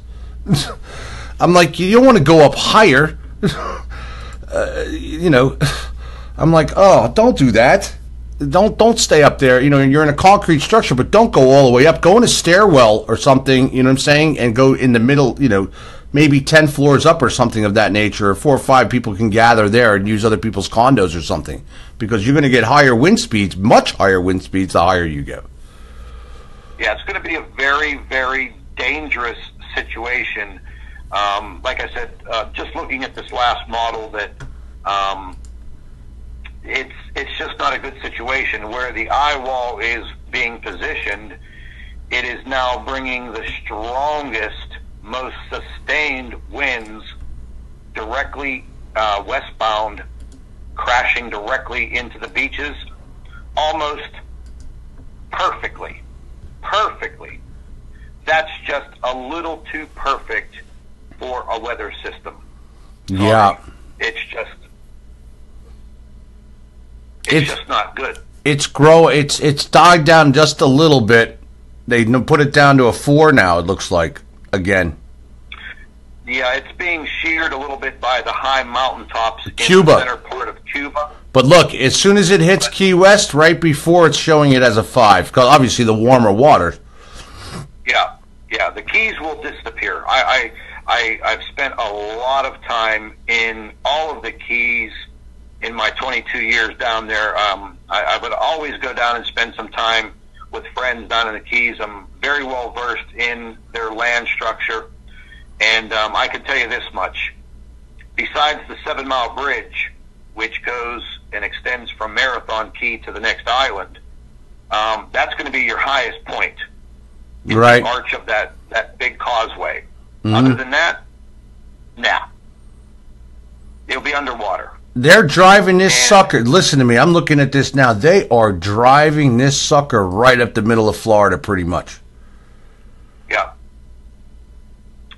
they're trying to get it to the warmer waters, which will be in the southern Gulf Coast, right in between the bend of the Keys.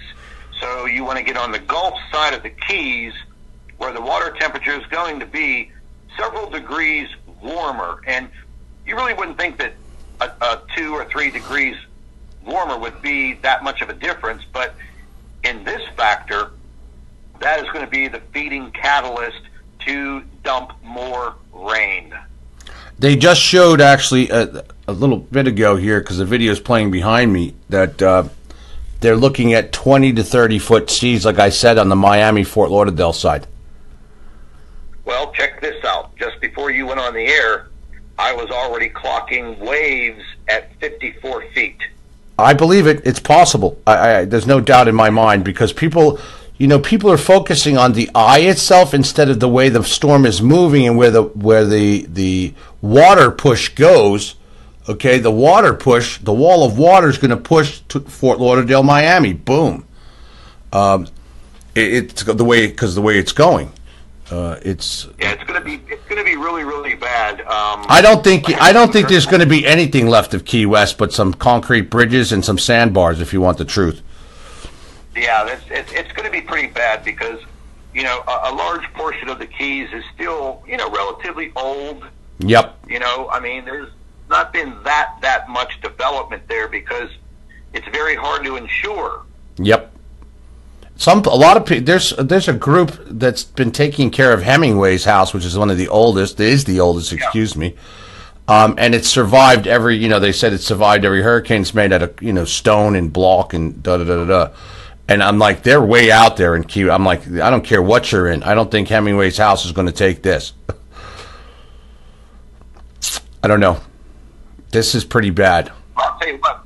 It's going to be pretty devastating for the island of Nassau and the larger island, and also Freeport, Grand Bahama. I used to do a lot of business over in the Bahamas. They're fantastic people. Oh yeah, beautiful over there. I've spent some good time in the Bahamas. Yeah, absolutely. And they solely survive on tourism. From the United States, from Florida. And this is going to be a very, very life-threatening situation for these folks. It's going to be very, very bad. Very bad. This is. I mean, I can't even put it into words how bad and how devastated this is going to be. And I'm just making a prediction right now. You will not see any power, no power, energy in that red section of Florida for months. I agree with that, especially if it does.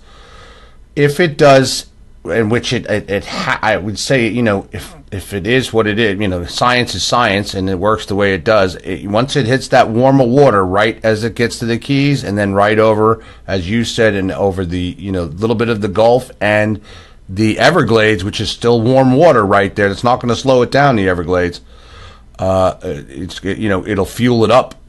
It'll fuel it up. Look at the size. Look at the size of it. It's not to interrupt you. The size of Andrew compared to Irma, and people are like, "Well, we survived. We survived that one. This shouldn't be a problem." Like, do you see the size difference? Do you see the size of this storm compared to that?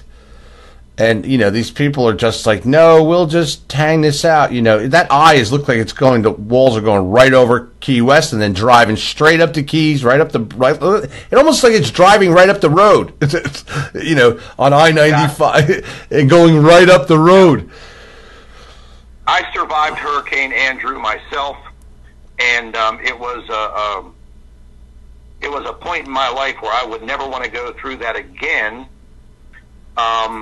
My father lived on the intercoastal waterways, and we lived on the same block, actually. And we lived in a series of canals right across from the ocean.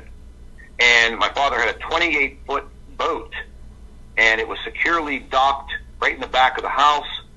And whenever we were allowed back into our neighborhoods, the boat, this is no lie, that 28-foot boat was perfectly balanced on the railings of the deck. Wow. It stayed there for 3 months. A barge with slings and a crane to pick it back up and put it in the water. Yeah, it lifted it right up out of there and dropped it right on there.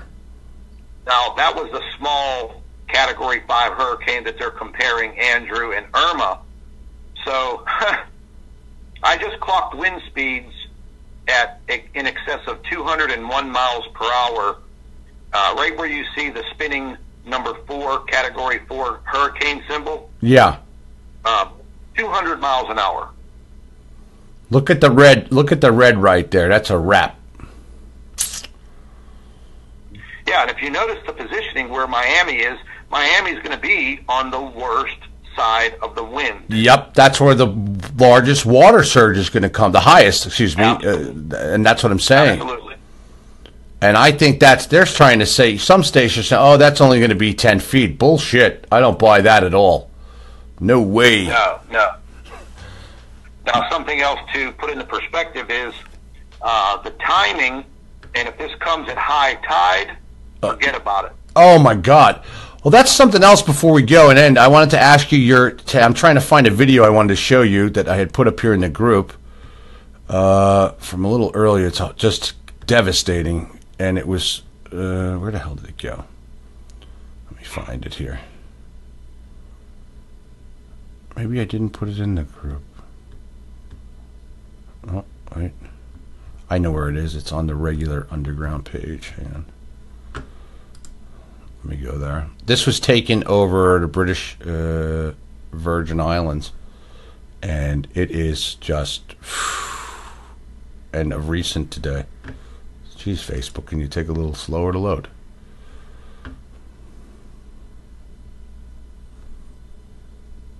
Here we go. Let me close that out. Okay. Here we go. U.S. assault ship loaded with Joint Strike Fighters heads to North Korea. Breaking. One of my news team put that on there. Yikes.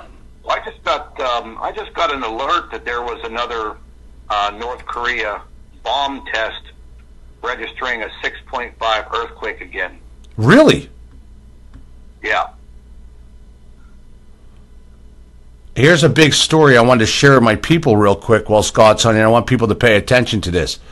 Israel has launched its largest militarized exercise in almost 20 years. I told you guys about a month ago that you're going to see Israel go into Syria and go to war with Hezbollah and thus Iran. And that's what you're going to see break out over there, and it's not going to be pretty. And it's going to be soon. God, where did this video go? It was just outstandingly, just like, whoa. Here's some photos, but that's not what I'm looking for. They're talking about these mysterious bright lights, flashes of light from this 8.1 in Mexico, which most people are saying it's a 9 and change, and I believe that's correct. I really do. Oh, here it is. I had some reporting stations in Mexico. I have a contact at the Mexico Seismology Office in Mexico City.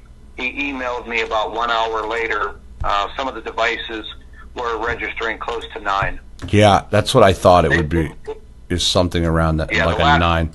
The last email he sent me, they had over 20 aftershocks of over a magnitude 4.7 to a 5.2. Wow. Yeah, my guy Steven has been following that. But this video here, I got to show this to people. Let me turn this on because this is just incredible. Granted, though, I know she always has tricks up her sleeve, so I'm not out here thinking I know everything that's going to happen. I'm just going to prepare for the worst, get into a good structure, and write it out. Wrong video. All right, thank you very much, Mike Tice. Shush for a second. This is just phenomenal. This is just like, I mean, not phenomenal, just like whoa. That looks like a bomb went off. Yeah, you're going to see it in 1 second. Hang on 1 sec. And it does look like a bomb went off. That's the problem. And it's not good here. You know what? Let me put it on this screen so my face is not in the way here.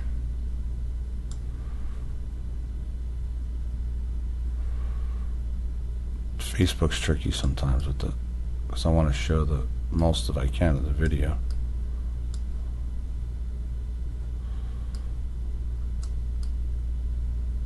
Okay. Let me play it.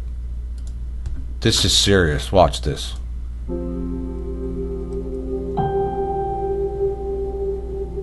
Look at that. Look at that. That's the British Virgin Islands. Look at it. It looks like a nuclear bomb went off. It's very sad, actually.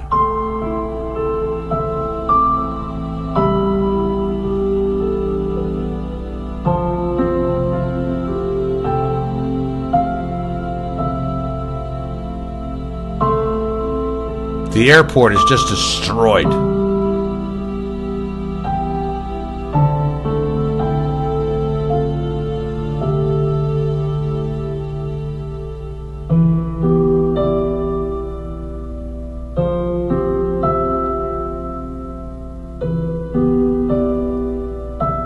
Look at it.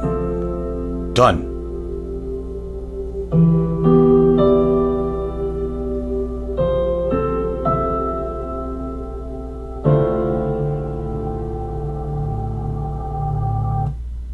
And then it goes back to looking beautiful again. You know, the sun comes out and everything's gone, and you know, we're back to normal after all the devastation. That's horrible. Yeah, I'm telling you, it looks like a nuclear bomb went off, and other islands look worse. That's the British Virgin Islands, who did not take a direct eyewall hit. Barbuda, St. Martin, and that are even much worse than that. Devastated. Much, much, much worse than that. Be safe. When we come back, much more. Now they're reporting it is back to a Category 5 again. Oh, yeah. Irma forecasted Florida as forecasted to hit as a 5. Oh, yeah. It's definitely, my models are showing me a major Category 5 top wind speeds as it impacts right below where you see Naples. The eye of the hurricane may come in right around there, but the wind speeds close to the eye wall are going to be exceeding 200 miles an hour. that will circle counterclockwise right around, and the wind speeds hitting into the shoreline of South Miami, Fort Lauderdale, all the way up to West Palm Beach will be in excess of over 150 miles an hour. Oh yeah, and they for sure. will be there for quite some time. And it's slowing down, and that's the dangerous part. That's a big problem. Yeah, I mean it's dropped by. Let me see, where's it at now? Usually they show it on here, but I know it was at 16, 17. Now it was down to 12. So it's slowing itself down because it's strangely I should say, it's deliberately making this turn for Florida, right up the,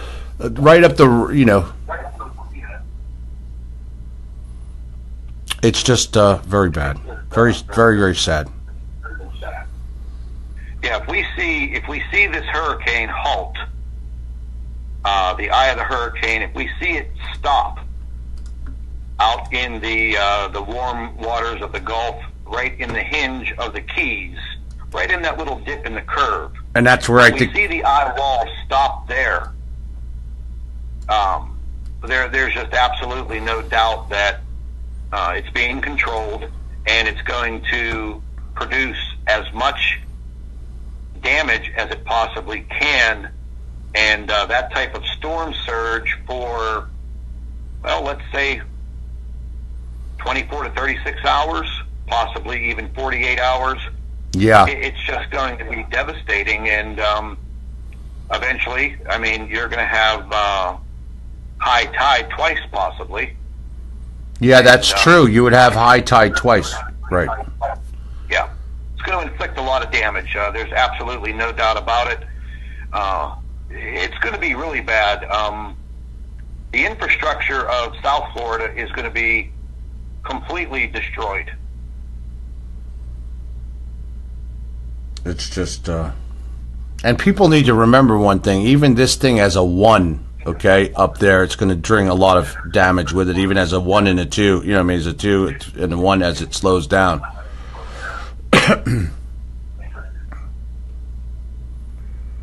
Yeah, it's definitely not a good situation. Some of the outlook models that I was paying close attention to is once it ends up in northern Alabama, Mississippi, it should get picked up by a trough that is literally coming straight down and across eastward. It should literally destroy the remnants of this storm and very, very quickly push it out across West Virginia, Virginia, D.C., New Jersey, New York, but very, very quickly as a very long... Like a long tail. Like a long tail. Some of them are showing it going right out to the Midwest. Like, not to the central United States, towards the Midwest. Yeah.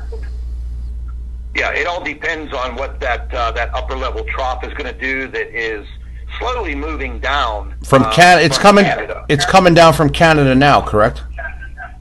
Yeah. Yeah. Oh, look at this. There's bands of weather already moving in towards the Keys as we speak in Florida. You know, I heard a report earlier that there's over 80,000 people that live as residents in the Keys, and only 30,000 of them evacuated.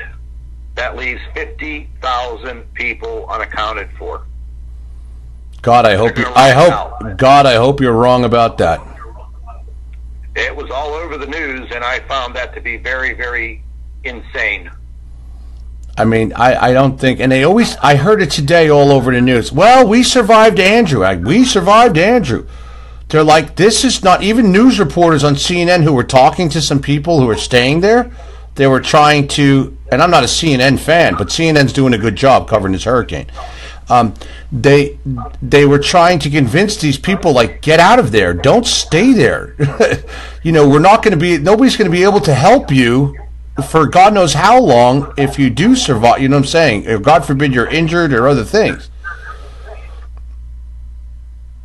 I was just doing, whenever I was running these flood simulation models before you went on the air, it also gives me up-to-date perspective damage on what's about to occur for the state of Florida alone, we're looking at estimated damages exceeding $974 billion. I agree. Harvey even is going to be, Jesus, a couple $100 billion there. Yeah. This is going to be. This may go down as one of the biggest disasters ever in mankind. Yeah. And you know what There's no doubt about it. Do you know what the scary part is? And I know this for sure. Things are going to just get worse again here on out. I'm just telling you, it's all over the planet, because of what's coming. Well, here's one. Another major factor. We are only halfway through hurricane season. I know, halfway through. I'm already starting to monitor another system that is forming off of the African coast. Yeah, I noticed. Doesn't look good. Did they name that one yet? No, I'm sure within the next 48 hours they're going to get a better bead on it, and it's a shame. I know that a lot of the lower level weather people, excuse me, aren't in on this. I know this goes to the upper levels. Excuse me, the upper levels of God bless you. Of government and secret little agencies that are conducting this, and it's confusing a lot of meteorologists and weather scientists because they've never seen anything like this. And I was mentioning to all of my subscribers back in the wintertime, in January and February, that you pay very close attention to what's about to occur beginning in March of 2017. And by the time we hit August and September, if your eyes are not open now, then you're brain dead. Yeah, I agree. I say it. If you're not awake now, you'll never be awake. Yeah. Nope, you're never going to be awake if you don't. And I'm watching. I haven't shown this on here, but this live feed on YouTube from Livestream TV News. Yeah, I should show this to people to look at these. You should see what people post on here. I'm going to show you guys this, just for the hell of it, because this shows you the mentality. Look at this. There's a swastika on there, and this is what they're posting on this live chat feed here. This crap, and this is what they think of all this and how serious this is. And I mean, this is the bullshit that they post. You can just listen to what they post on here, and read what they post and watch it. It's just like, there he goes again. I mean. It's like these trolls on here. I mean, it's just they think this is a joke. They think this is a joke, and it's just like and reading some of the stuff they're talking about, vaginas and this and white power and like just the most ridiculous stuff, and it shows you the mentality of people. It's just like, are you for real? You're watching a catastrophic event transpire right before your eyes, and there's millions of people going to be affected by this, and already thousands and thousands of people have been affected by it in the Caribbean, and you people are on here with this bullshit. Like, it's just amazing. Yeah, a lot of what you're looking at there is, a lot of people don't understand, but, what you're looking at is possibly a lot of AI accounts. They are already pre-programmed to do just what you're seeing here. There are basically huge telemarketing rooms situated in the little Washington, D.C. area, and young and up-and-coming agents that think they're going to be out in the field are actually sitting in telemarketing rooms with computers and multiple accounts, and this is what they're doing in their career for the government. Oh yeah, Literally been turned into YouTube and Facebook trolls to sit there and go by a handbook. And last September, I discovered and divulged the handbook.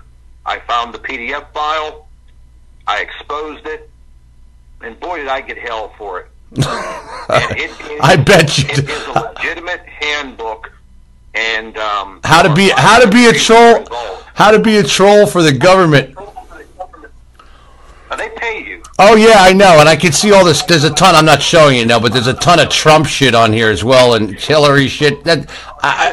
I'm like, they're still going at it about Trump and Hillary. I'm like, for real?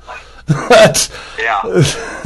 I just, and you don't want to, and that's, see somebody on here saying funny bots, laughing my ass off. You're wasting your breath. You know what I mean?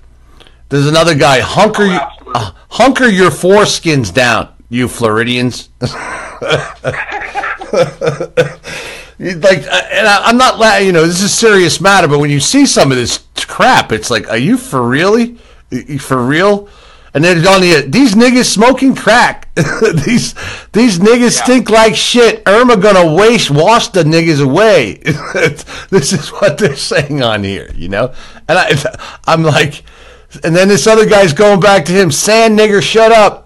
You go back. I'm just like, for real, liberals still watering gardens in Miami. It's just, Melina has fake orgasms. Place explosives in a dead body and blow it up. I mean, what the fuck? Another one comes on, fake tits, Nazi symbol again. Then it goes, Trump is a good man. Shut up. Trump has fake sex. Another one just pops on and goes, nigger, shut up. I mean, I'm like, this is what, unbelievable. For real. We're in trouble. That's all I'm going to tell you. We are in trouble on this planet. There's no doubt about that. It's no joking matter, but sometimes you have nothing else to do but just to have some sense of humor with this, because half these people, if I saw them in front of me who don't care about what's going on and don't have any empathy at all or care for anything that's going on, I just want to smack them in the mouth. To be honest with you, that's basically what I tell them. They enter into the comment section of all of my videos, and I used to interact with them. I had shitloads of them emailing me threats on a daily basis, and these were actual individuals. We have the same thing. I just quickly dug into their past, exposed who they were, and now I torture them. So it's an eye for an eye, man. That's the way I was brought up. I hear you. I was never brought up to turn the other cheek, because that hurts. I hear you. We've gone through the same thing here at MFA. We have our hate group, and they're crazy stories and stalking and going through the Here's what to tell these idiots, and this is what I tell the YouTube trolls. I tell them all the time, when you wake up in the morning, I want you to realize that you work for me. I, your boss, and I don't even pay you. You are my slave. You, the Facebook troll. You, the YouTube troll. Your ass belongs to me. I made you, and you are making me more popular. Keep up the good work. And then every now and then I fire one of them. But then, out of the kindness of my heart, I bring them back to employment so they could continue to work for me. And when you tell them that, oh my God. Well, you know what? You're making a point that I similarly put in a different way, but anybody who takes majority of 90% of their day out to wait for you to come on, to stalk you, to watch you, to copy. People copy my videos and post them on their wall, and you do that, you definitely work the fuck for me. Absolutely. Because absolutely. You are their boss. Exactly. I mean, and if that's your life, if I'm your life, and MFA is your life, and that's what it is, well, you're working for me. Absolutely. You have no life. that's like, for real. And then you ask yourself, really, what do these people do? For Oh, it really gets under your skin, man. They start to second guess what they're doing. I tell them, I said, listen, get off the computer for a minute, go over to the bathroom and look in the mirror. And the individual that you see in the mirror, well, that bitch works for me. And then, I've had tons of them just disappear off the face of the earth and never bother me again. And, but they keep coming in droves. Just keep reminding them that, you work for me, man. Yeah, I've heard you sometimes, and I said to my people, I'm like, I have a lot of respect for him. He's doing what I do. I just tell it like it is. Pack your shit. Have a nice day. Absolutely, absolutely. You gotta be real. Nobody likes a fake personality, and I hate fake. Definitely me and you. There's no doubt. I hate fake. That's the name of my book coming out called Staying Real. That's my story, but it's Stay Real. Be yourself. If you can't be yourself, don't bother. Don't even bother. You shouldn't even bother getting out of the bed in the morning, because guess what? You're being controlled by everything else around you and the powers that be. Because if you can't be yourself, then there's no sense in doing anything. Your life is a fake. You're a fake. You're a complete fake if you can't be yourself. Absolutely true. Absolutely true. Last year I was telling a lot of these idiots, I said, listen, if you want a real job, I'll put you into my employment for real, and, you can come here to the Pittsburgh area. You can wash my BMW. You can pick up the dog shit in the back of the yard. You can cut my grass. You can trim the trees. That's funny. My big You have a you have a BMW too, so do I. That's funny. You got a BMW. That's awesome. Oh, they hated it, man. They hated it. I mean, I got so many death threats after that. Wow, that's great. They didn't like the aspect of cleaning up the dog crap. I don't even own a dog. I always tell him, you couldn't even shine my fucking shoes. Please don't waste my breath. You can't even shine my shoes. Go get your shine box and fucking roll off. Yeah, there you go, buddy. Go get your shine box. I was telling a few of their crew last fall that I was going to be having a big barbecue to end the summer. I wanted to invite each and every one of the YouTube trolls. But, you weren't really going to like the barbecue because I was going to be sticking a very large metal skewer up your ass, putting you over the charcoal, and smothering you with Baby Ray's sweet barbecue sauce. And that crew of trolls that was bothering me, I never heard from them again. We should have a troll barbecue. We should have a troll barbecue. Hey, listen, I'm going to bring you to my house. I'm going to dress you in a little dress. I'm going to braid your hair and put little patent shoes on you. And I'm going to send you out in the yard, and I'm going to let my pit bull hump you to death. And if you think I'm joking, knock on my door. I've told him, I said, look, I got a really good friend of mine who is a master carpenter and a master electrician. And he built me the most awesome electric chair in my basement. I'm into this. I'm into barbecuing trolls. And if I catch you, I'm going to bring you to my basement, and it's going to be a scene out of that movie Saw. And I also remind them that I am Italian. Yeah, so am I. I grew up in New York. I grew up in New York, and I grew up with the Bonanno family. And that's public. It's part of my book. That's part of my book that's coming out. In it's not. It's public. I'm very open with my my followers and the public, and I have nothing. I'm just me. You don't like me, I don't give a fuck. Here it is. This was my life. This is who I am. You don't like it? Keep it real or keep moving. I have no time for it. I just don't have patience anymore, or never really did I have, but I have no time for static. I have no time for people's being, there's too much important things, and you only live once, and it's too much important things to go on to deal with these assholes. This is kind of strange now. Every now and then you have to slap them around for a little bit of fun. Oh, yeah. Oh, definitely. For sure. It's just amazing. Some of the stuff that these people come up with, I don't know where they dream it up from. They make up some of the best fucking stories I've ever heard. Oh, yeah, there's no doubt about that. If it was up to where they get some of this stuff. If it was up to them, I'd be fucking goats out in a field in Ireland somewhere, They did, you know. Did you hear? You know, Scott's fucking goats a sheep out in Ireland in the pasture. You know, fucking, or you know, some bullshit story.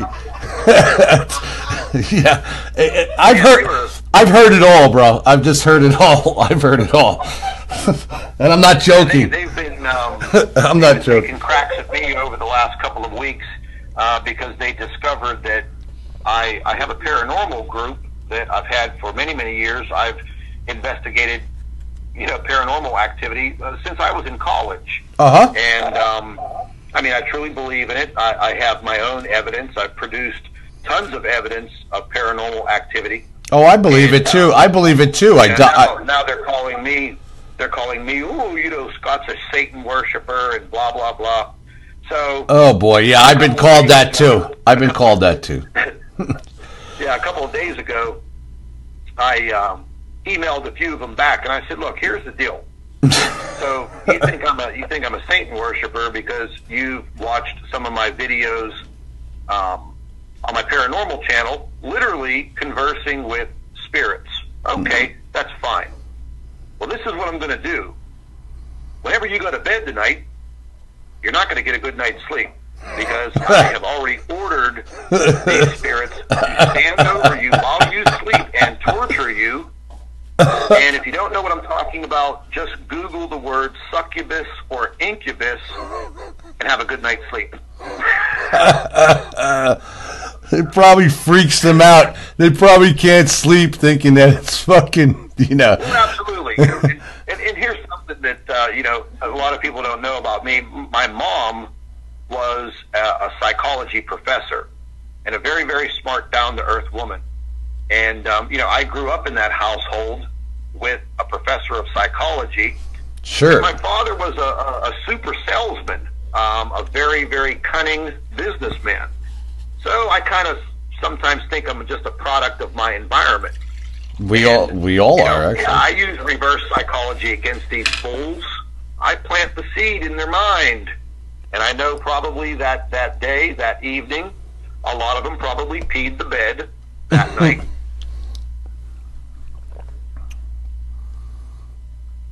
Wow. Wow, there is just a mass exodus going on right now. This is amazing. Jesus. Yeah, this is going to be a very sad situation coming up in the entire state. And, you know, I'm very worried about my kids. I haven't been able to get in touch with them now for almost 24 hours. Why do you think that you haven't been, can I ask, I'm not trying to get personal on the air, why do you think you can't reach them, Scott? I mean, why do you think they're not answering? You don't know why. I said, why do you think you can't reach them? Why they're not answering? Well, the last time there was a big storm in South Florida, their mom, you know, took them in. They evacuated. They got out of Dodge, and she forgot the battery chargers for their cell phones.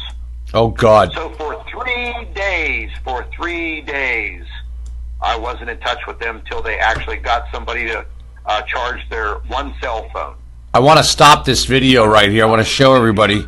I have a condo in Antigua, and this is Barbuda. This is the island of Barbuda, everybody, which is right off of Antigua.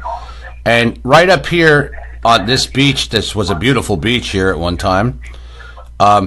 My God. This is completely devastated, 95% of it, and I've been in touch with my friend Andy there, who works for the government, and he said, Scott, it's just, and even Antigua's taking a big hit as well. But I can remember this place. I mean, I've spent a long times here in Barbuda, and this is just, I can't believe it. I just cannot believe this. This is just horrible. Horrible. Just, wow. That's just, you know, when you visited someplace or you stayed someplace and you've been there a lot and you know what it looked like, and then you look at it and you're like, whoa. Just like, wow. And this is the first island that got really, really hit, and then St. Martin after this, but this was the first island. That's just absolutely horrible, man. I heard that Barbuda was 90% destroyed. It is. Look, you're looking at it. That's it right there. My God. And that's what the whole island looks like. You have to understand, Barbuda is a very small island like Nevis. Nevis and St. Kitts got smashed as well, and I spent much time there as well. And I just know these people. I do not know how they are going to survive. They hardly have any money as it is, and they live off tourism and things of that nature. I just don't know where they're even how they're going to survive with food and shelter and this is just. I mean, these governments are going to have to. Antigua is separate from the British colony. They separated to their own government. They're going to have to end up borrowing money from the World Bank or someplace. You know what I mean? To get help, or from the UN or something, because there's no way. Well, they'll do just like they did in Haiti. They'll take all the donation money, and it will never get to the people, just like the Clintons did. Oh God, please! That pisses me off all the time. I can't stand the Clintons. I could go there a whole bunch of times, and these people are just. They get away with complete murder, the Clintons. Complete and utter fucking murder. So I've done a big shows and big stories on the Clintons and deep investigation. And I know some people who, let me just tell you, Bill Clinton and Hillary Clinton are responsible for the deaths of many people. And they are very high up, New World Order, globalist, and they get away with, They killed Gaddafi. They robbed Gaddafi of his gold. They destroyed, Libya. They are behind even what at the beginning of with Syria and the chemical attacks originally. Those chemicals came from. They were smuggled from Libya into Syria and used to set up Assad with a fake chemical attack to take that civil war and turn it into our CIA planted and Israel planted civil war and turned it into 600,000 people dead and still going to this day. So, that's a whole nother a whole nother avenue. Yeah, if you mention any of that on YouTube, they'll flag your account, and they got a whole new set of rules with that crap now. I mentioned the Clintons one time. That's good that you let me know that, because we're starting. We have our own private MFA TV network coming up, but I'm going to start to live stream as well to YouTube. I'm glad you told me that. I'll have to talk to you privately so you can let me know what I can say and can't say, so I don't get flagged. Yeah, if you do your broadcast live stream onto YouTube, use the Google Hangout application to do your live streaming. Okay. Because if you're going to continue to live stream using I use OBS. Mm-hmm. Your feed strength will be in the yellow and orange. If you use the Google software, which will allow you to share screens, have guests on with you. Yeah, my software allows me. If I had more timing with you, I just wanted to get you on, I would have just put you on as a guest, Yeah, but if you use the Google Hangout feature, and that's what I use with the doctor, your feed strength will be 100%. Oh, good. Okay. And they automatically put a meta tag, a tag, in your description box in your tags. Mm-hmm. So they want to push their product, is what I'm saying. Oh, good. So then it gets more. When Google scrapes, they get more. Exactly, and your signal strength will be 100% compared to using other type of software. I've dug into YouTube. I know what they're up to. No, that's why I'm asking you, because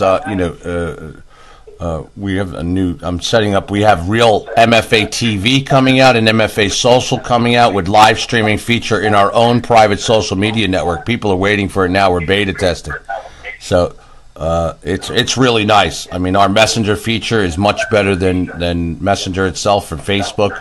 You can do video sharing, whiteboard sharing, all kinds of good stuff that you can't do in Messenger. And it's a really classy site, and people are tired of Facebook and the hating and the trolling and the blocking and people just making new profiles, and it's a nightmare. Yeah. Yep. I'm actually talking to you now from the Google Hangout application on my computer, It allows you to make free phone calls. Oh yeah. We use that our business, MFA's business with our board and everything. We use all the Google Business with the Hangouts as well for meetings and that. Yep, absolutely. You're coming in crystal clear on there. Yeah, I'm using my nice brand new Snowball microphone, and I've got 5 laptops running in here. I actually have to keep this room ice cold because everything that I have running on these computers 24 hours a day, monitoring everything that's going on. I mean, that's a true researcher right there. You know, I'm not just into, you know, slapping up a YouTube video and saying, hey, check this out. I'm looking for the stone cold hard evidence. That's how I am, and that's why I created this organization, to go after the truth and find the truth and investigate the truth. And that's one of the things that drew me to you out of other YouTubers. And I know the truth when I see it. I'm not fucking stupid. I got 152 genius IQ. I mean, you know, when I see the truth, and that's one of the reasons. And I was sharing your information along with the doctors for a long time now to our members, because you do tell the truth and you do show that you spend a lot of time researching, you know, and you've captured some great information, man. I mean, you've captured some really good information. Well, I'll tell you what, I mean, over the course of the last year, I mean, I'm not tooting my own horn here, but wow, look at the Bahamas right now. Last year, not to interrupt you, look. I've uncovered, I think, some of the biggest finds in proving what is happening out there. The best photographs, the biggest mind-blowing information, videos, and captures anywhere on YouTube. Yeah, you got some great stuff, the both of you did. And then, like I said, those shots of that from, I think they came from Sechi or the other you were on, of the I forgot what NASA cam you were on or what site you were on, but the pictures of what I believe and what I believe you guys believe is the brown dwarfs coming through the corona in the sun. Those are great shots, and they were removed thereafter. That was on the SDO. Yeah, that's it. And, okay. I mean, I've got really, really good peripheral vision, and I know these NASA satellites inside and out, and I monitor them all the time. I know when the loops are going to be refreshed for new time. I'm on it like Blue Bonnet. So I'm there when the time clock changes.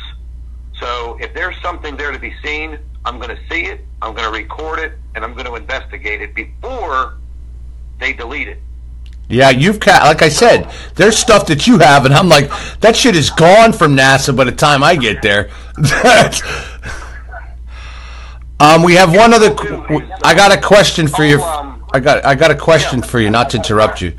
One of our viewers, Susan Frank, he wants to know, and I'm sure you get this question as I get it a lot too.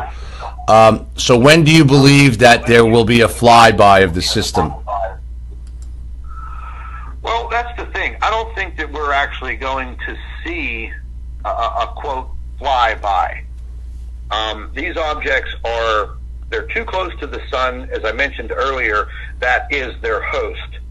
I think, and the doctor confers with me, I think our biggest number one threat is not a planet, it is the sun. Amen. That's where I'm at. Yeah. You know, what is happening to the sun right now? The sun is fighting back to what's being done to it. When the sun starts to fight back, you're going to start to see more and more of these X-flares. You're going to see more and more energy coming from the sun. That directly affects the Earth. Sure. The magnitude of these earthquakes, the storm systems. I mean, the volcanoes. We have 35 volcanoes right now in full-blown eruption mode. And then, you know, at another time, we can get into what's happening right now at Yellowstone and right there in southeastern Idaho. Yeah. It's not a good situation. Those Idaho quakes are I have my own theory on that. They're very bizarre, those Idaho quakes, that 100+ that have been going on there. Well, here's the thing, and I mentioned it the other day whenever I did a video about what was happening there. A few years ago, the scientists now found the secondary magma chamber under Yellowstone. Yep. Which is 4 times the size of the original magma chamber, and it extends downward towards that section of Idaho. Wow. And these idiots were planning on drilling holes. I know. I just discussed that. I've been discussing that in my show almost every night. They got to be out of their fucking mind. And you know they're insane. But you know what the best part is? In the articles that you read of them describing this, NASA and the scientists, that they say in the top part, in the bottom part, after they describe what they're going to do and why they want to do it, but then at the bottom it says, well, we don't have to worry about this. Don't worry. Yellowstone's not a threat. It won't erupt for another 1,000 years, but we're going to drill it now. So you don't think it's a threat at the bottom, and you say it's not a threat, but you want to drill a major hole into a magma chamber and fill it with fucking water because you don't think it's a threat. Does that make any logical sense to you? No. That's you don't just decide. That whole entire operation that they're talking about is absolutely insane. Yeah, because what are they? If you plug, we'll just give it a hypothetical. Let's give it into them. Let's just say they drill a hole and they close the magma and cool the magma right there. The pressure's got to go somewhere. The magma and the pressure's got to go somewhere close by. So it's going to push out somewhere else. I'm just giving you I'm just giving you knowing it's not going to work. I'm just saying that's Yeah,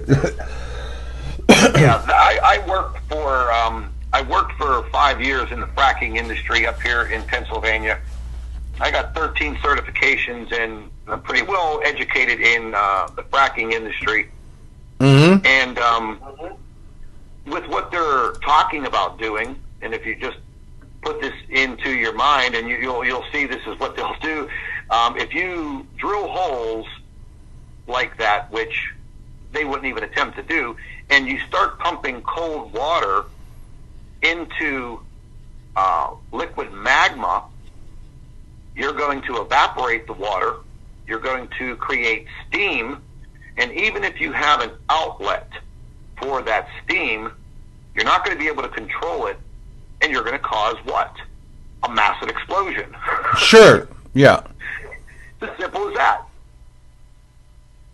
So when they tell you that they're trying to alleviate the problem, no, they're masquerading that into, we're going to blow this sucker up. Yep, exactly. Exactly.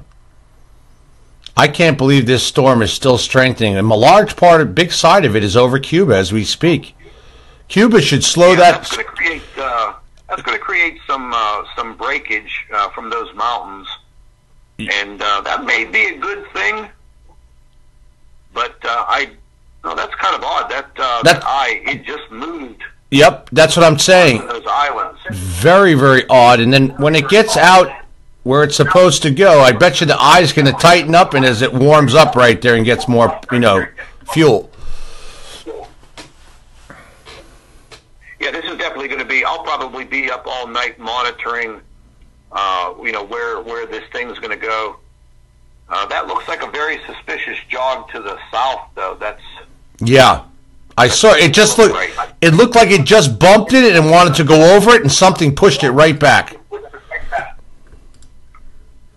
Yeah, because I wasn't seeing any type of steering currents. Yep, there it is. Pushing it to the south. There it is, right there. I just stopped it on it, right there, and then it just bounces right. Boom. Boop. Yeah, that's odd. I'm going to have to look at some of my models. God, there's so many of them that I go through. Another good site you might want to check out on the internet is a website called tropicaltidbits.com. Okay. Very, very good, sophisticated weather maps and radar. And it takes a little while to learn how to guide yourself through it. Oh, yeah, I'm on it. I just pulled it up right now. It's right on the screen there. Yeah, I can show you real quick. Yep, there it is. To the top. There it is, right there. Up there. Mm-hmm. Yep. And go to forecast models. Got it. Oh, yeah. Wow, look at this. Here, let me go ahead and turn mine on so I'm kind of right with you there.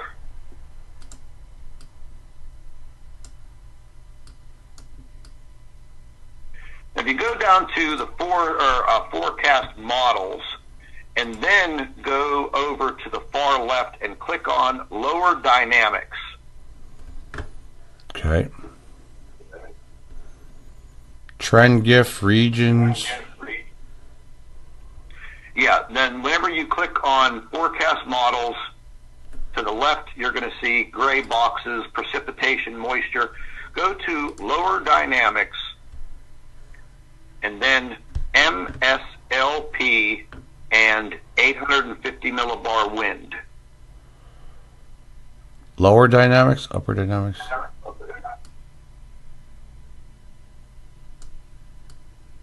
And then a secondary box will open up. You'll click down on the second box, which will say, or I'm sorry, the third box, which will say MSLP. MSLP. Okay. Let me see where you're at there. Yeah, I'm on. Because there's a little bit of a delay there. Yeah, if you click on the, oh, wait a minute. I'm on forecast models now. Why is yours different than mine? I don't know. Tropical tidbits. That's what I'm on. You guys yeah, could. I mean, you're on the right page. If you go up there and you click straight up above and click on the little play triangle. Yep, I see it. The one in the middle. Yep. I'm running I'm running it up. This is a great site. Thank you. Yeah, it's on play. These are going to show you. These are going to show you the upper level lows, the upper level highs and the lows, which those are the black lines right there, and you'll see how they're pushing down over Texas. Yep, I see that. Allowing that storm to come straight up. Yeah, I see that. Yeah, so there's a couple of good models in here. It's amazing. It's amazing to watch this thing go right up Florida. Look, zoom, zoom, zoom, zoom, zoom, zoom, zoom, zoom, zoom. All of a sudden, it hits right there and goes, boom, it's gone. Boom, gone. Yeah. Have a nice day. All gone. Biggest storm in history just disappears. Have a nice day. That's it. What you're using right here is actually what meteorologists use to predict and forecast the weather.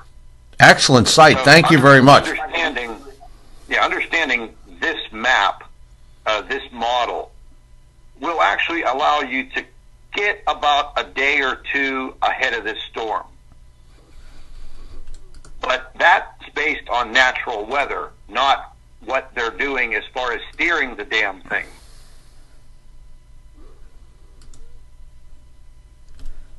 There is the hurricane itself on the wind speed. This is the wind speed. 155. Now this will give you a closer look, basically head on. There it is right there. This is great.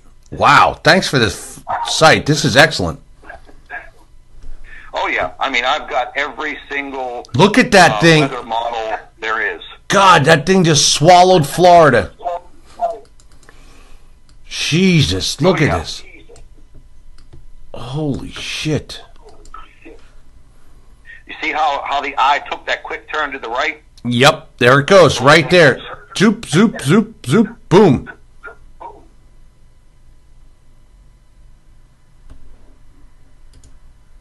That's just amazing. Yeah, in the days to come, this will give your followers and your viewers a better perspective of what this storm will do. This is actual meteorology. These are actual meteorology models. This is what they're using to predict and forecast the weather all the time. There it is, closing in, closing in. Let me see how bad. Yep, Miami's going to take the brunt of it. And then on the other side, you're going to see, what do you call it? If you just stop it right there at the base as the eye comes on, you'll see where it's going to be. Yep. Now you see that purple area to the far right? Yes. That is going to be hell. Yeah, that's where it, watch, it just wraps around, and look at that big spot right there. That's Miami right here, Fort Lauderdale, Miami. Yeah, if you look at the wind speed color chart to the right, along the side of the model, the color chart, you'll be able to chart the wind speeds as they impact, and it's going to be a bad day in paradise. It sure is. And if you, again, this is rotating counterclockwise, so all of that water is going to revolve around and smash directly into the shore, and you can chart the time by the clock. Well, I can tell you, I can tell everybody this: Tampa Bay is going to get crushed too. Oh yeah, yeah. There's not going to be anything in the state of Florida except for the extreme far part of the Panhandle.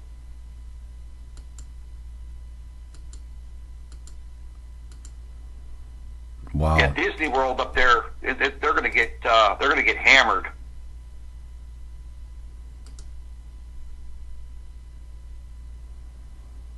This site's great, you can man. See right here, you know, the amount of precipitation and rain that is going to follow. Oh yeah. Oh yeah.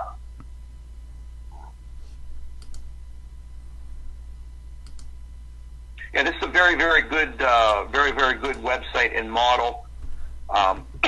Excuse me. This beats going to, you know, NOAA or anything like that because, you know, some of their models aren't really this interactive. Sure. So you can see a variety of things here by just learning how to use the website, and you'll be able to chart and see things much more clearly. You can, you know, zoom in just by expanding your own screen, and you can get a closer look at things. And, you know, this is what I've been doing for a long time, you know, monitoring weather. Like I said, I predict the weather better than the weatherman. I bet you do.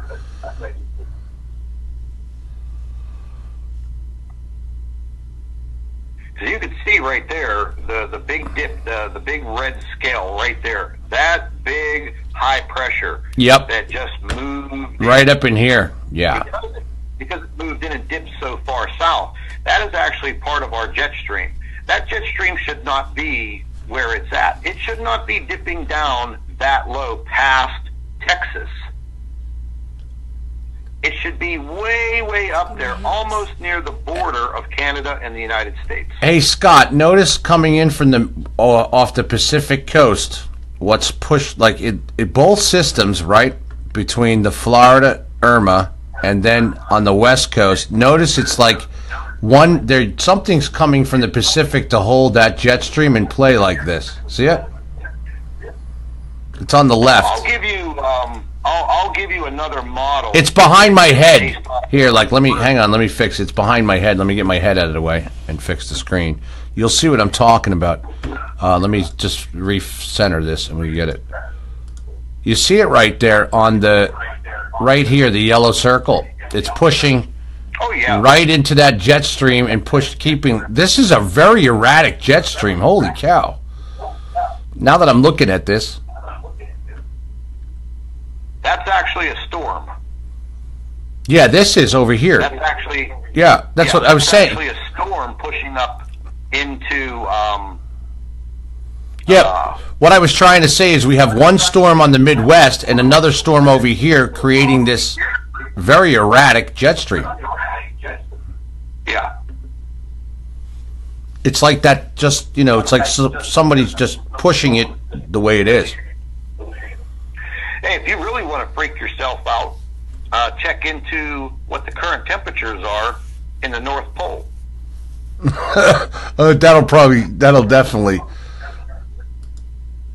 Yeah, you give me a buzz tomorrow, and I'll show you another Google Earth-based model that literally allows you to move the planet around, and it will actually show you the real-time current jet streams. It will also allow you to see temperatures around the entire globe. You can spin the globe around, you can zoom in, and it's produced by the University of Hawaii. And I use it all the time. It's what I catch the jet stream information on.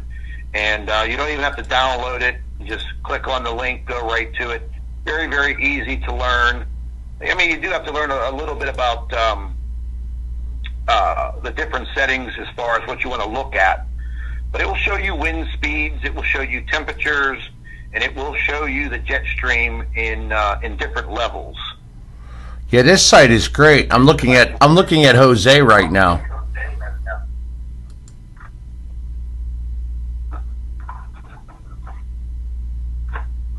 Yeah, this thing looks like it's going to spin right out to the Atlantic.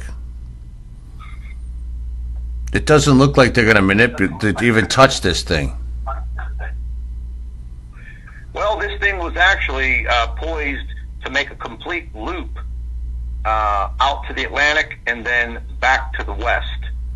That has changed, but again, depending on what Irma does, once it gets into sections of Virginia, right, Ohio, that storm front's going to be blown away. Yeah. That front that's coming across is going to whip it right out to sea and basically destroy it right over land. Yeah, that's what as fast as that high pressure moves off, if it does not drag Jose with it, Jose will make another track due west. Yeah, because the pressure will push it back down. Yep, it will just guide itself almost in the same path.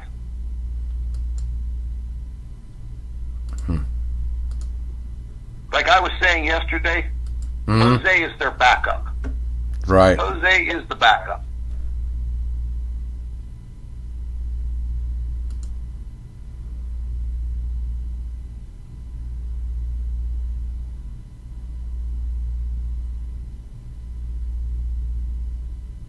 Now there's the low pressure that you were looking at right there that says 1,000 L. Yeah. 1,000 millibars.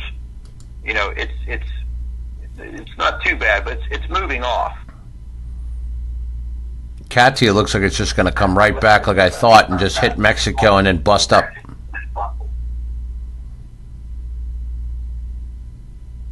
Yeah, that Katia has been stationary kind of most of the day.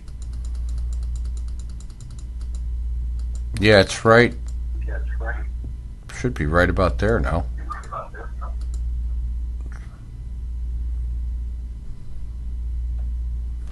Doesn't seem super strong. What is it, a Cat 3 now?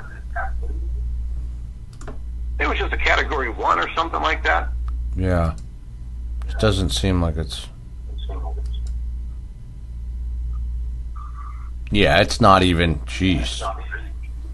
46 mile an hour winds, max. I mean... 46... most maybe 50 mile an hour winds.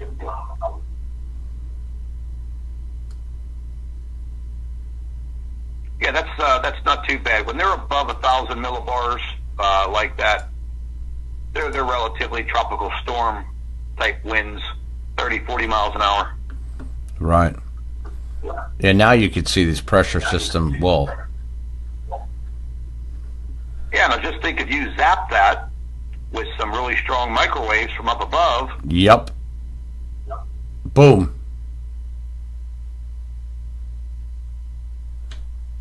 Yeah, see, now if you look up above in this model here, and you look way, way up there to the very, very middle and the top where the dark red is, that's very unusual to have those types of high pressures up over Canada during this time of year. Agreed. Yeah, that's not normal. And I also have a big feeling that once this storm makes its way to the northern part of Florida, you are going to see tornadoes out the ass. I was just thinking, that's so weird you just said that. I was thinking the same thing. But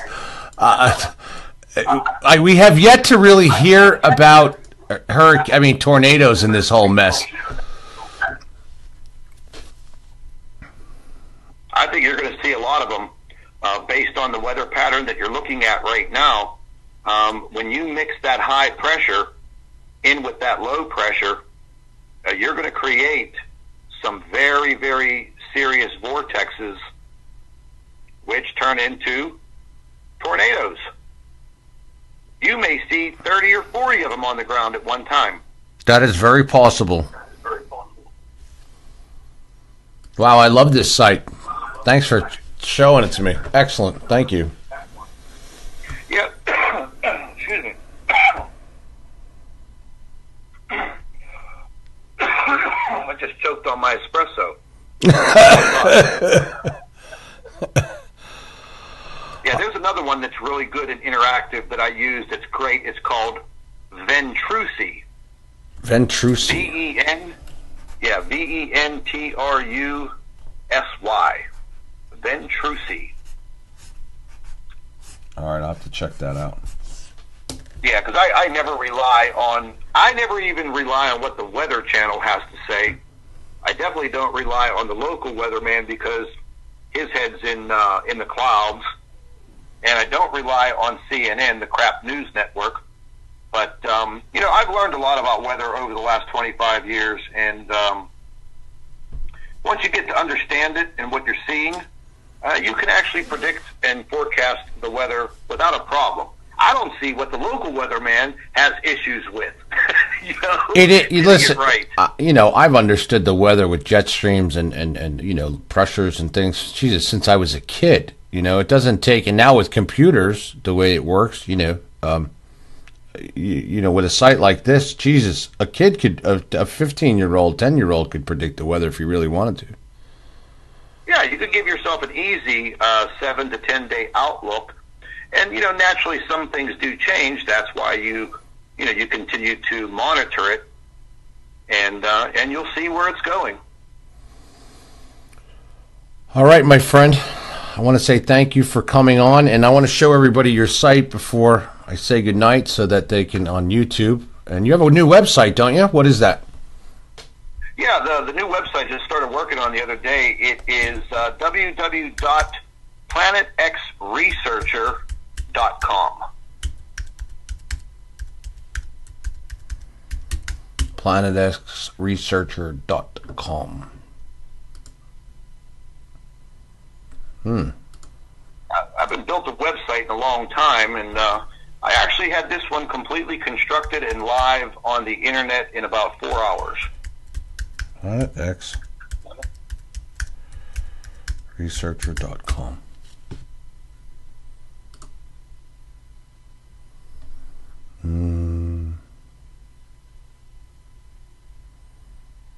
Oh, you know what? Maybe skip the www dot. Yep, I was just going to say, because I have a branding and marketing company, we use all WordPress, and we don't put the www, planetxresearcher.com. Yeah, there we go. Boy, your YouTube stuff pulls up everywhere. WordPress, here you are.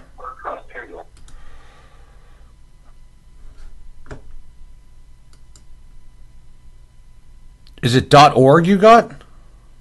No, .com. It's right there. Oh, hang on. Upper left-hand corner. There you go. What's that? That's YouTube. It's all your YouTube stuff. Purple Earth, that's you. PlanetEarthResearcher.com, is that you? Yeah, that's you. I just watched it. I just watched this yesterday. Okay, there's the link right there. There we go. Okay, everybody, it's planetxresearcher.com. Let me show you the whole site so I can show it on the whole screen for everybody. Nice site. There we go. to everything, to the doctor's book, to all of the YouTube channels. I'll be putting up more and more photographs, and there's a whole photograph gallery. I haven't gotten everything up there yet. It's going to take me days and days to do that. But there's a bunch of different links in there, and there's also a list for all of the doctors' reports up to date, and you can. Yeah, I see that right here. Yeah, physicist. There's the lens right there. Where? If you look at that middle picture, if you click on that middle picture, you will show everybody the lens. This one? Over the sun. Right in the middle? Right in the middle. The where it says photo gallery, yeah. The one right in the middle. This one. Can you see that? Wait, my screen. Yeah, my screen is showing it now, right?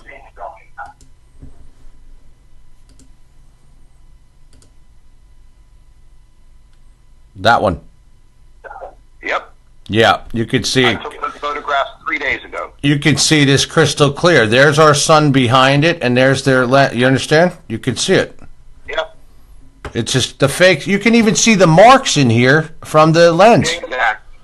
Exactly. This is a great picture. You can see the marks in the lens. Let me zoom in on it for everybody. Oops. Shit. Let me zoom in and people can see. You can definitely see that it's a lens right there. You can see it right here, the marks.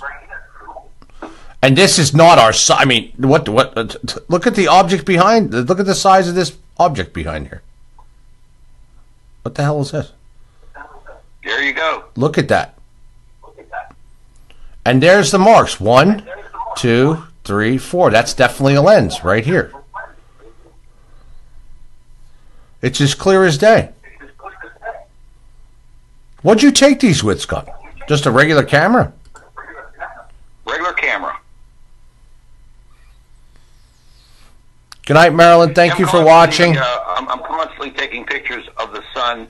I will usually do it first thing in the morning, right after the sun rises. The best time in the northern hemisphere is when the sun is setting. Yeah, in the north, in the northern hemisphere, yeah. Exactly. And if you flip over to the first and third photographs, you'll see the same thing, and these were taken about 5 minutes apart. This lens is crystal clear. You can see that there's a fake. That it's a fake, and then you can see the large object. Now you see why they hate me so much. Yeah, these are good pictures. These are really good. You can see it as clear as day. I mean, our sun. I can't remember. I've tried to find older pictures of the sun. You know what I mean? That compare to online. And from members, like if they took pictures back years ago and they had them like when they first started Facebook and things like that, I try to ask people for older pictures of the sun to compare what it used to look like to what it looks like now. It's totally different. One of our members and viewers is asking, Liz from Australia. She lives in Australia. She would like to know about what about the southern hemisphere? What was a good time to look at the sun down there to try to capture in Australia?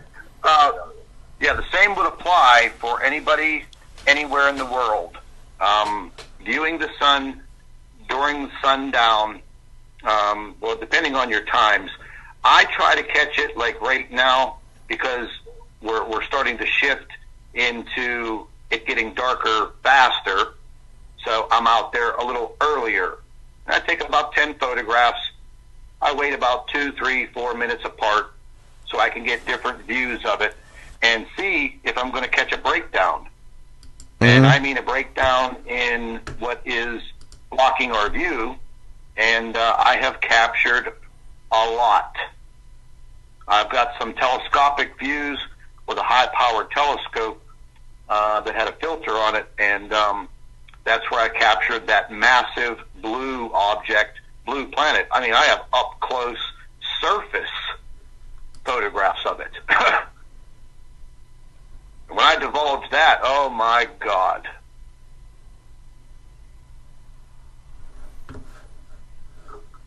Yeah, now this right here where it has the blog, that's my my other blog, and it has every single video that's updated every single day. It automatically goes on right from YouTube. Oh, you got it set up to go right from. You got it go right from YouTube right onto here. Yeah, they go right onto there, and I'm going to be creating a newsletter once a day that will be up there. It's going to be written by the doctor, and all of her reports, a list of her reports, because she was actually selling the reports for $10 a piece if somebody wanted to use them under copyright law and utilize them to make a video for YouTube and help spread the word, as a network. And it's working very, very well. That's good. Her book, and then you can go right to Scott's YouTube channel. He has several YouTube channels. This is the Nibiru channel, Planet X News. So you have Nibiru channel, Planet X News, and then what's the other one? That's my main channel right there. The the Nibiru Planet X News. I've had to change the name of the channel because they kept cloning my channel. Really? Yeah. Oh yeah. Jesus, I swear to God, everything. I have the number one Planet X stolen videos and hijacked videos on all of YouTube. A lot of people on here saying they love the doctor. The lady doc. We have to get her on as a guest. That the members would love to get her on. Oh yeah, absolutely. Yeah, she was completely exhausted. She was up at about 5 o'clock this morning, and she's been working on a few documents, and a lot of brain power, a lot of mathematics. Yeah. And yeah, she's putting in a 12-hour day, pretty much 7 days a week. That's why I now have her drinking espresso. Welcome to America. Yeah.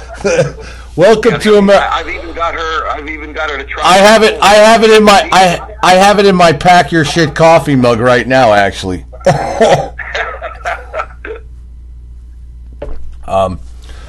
No, I just want to say thank you again for coming on, and it's been a great show. And I'm going to get this loaded up to YouTube as well, and I'll put you in the tag your website and everything in there, and get you over, people over to your site. And I just want to say thank you. For months I've been using both of your information, and I know our members thank you. And anything, I look forward to a good friendship and a good relationship to keep getting the word out, and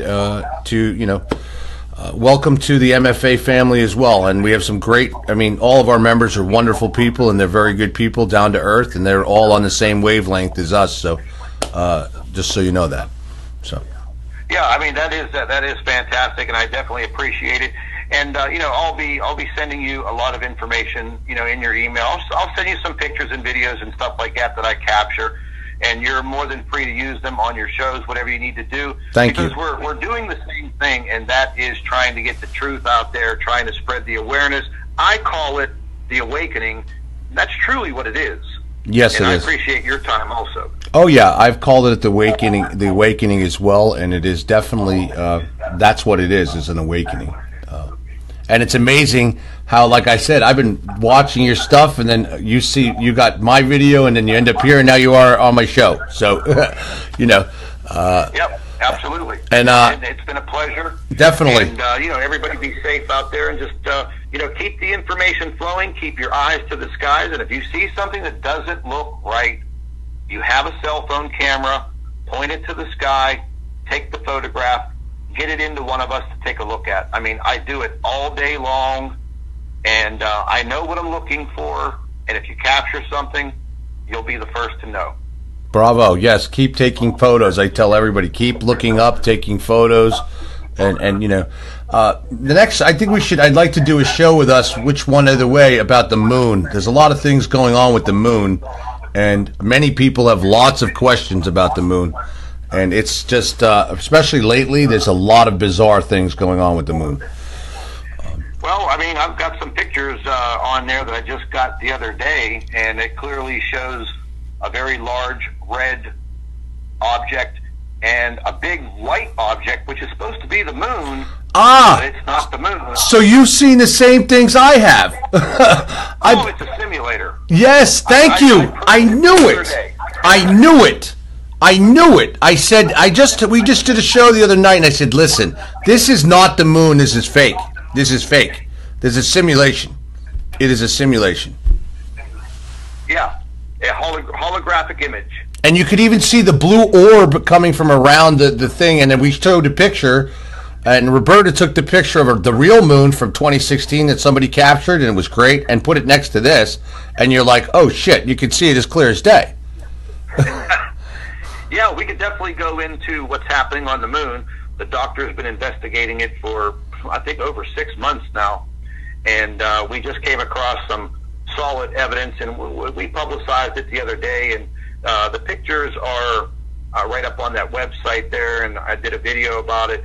But I'll send you the information, that way you can share it with everybody, and you can clearly see it. You know, I don't try to put up any kind of bogus. Oh no, that's why I like your. Yeah, that's why I like you. You know, I always share your info because I know it's not bogus.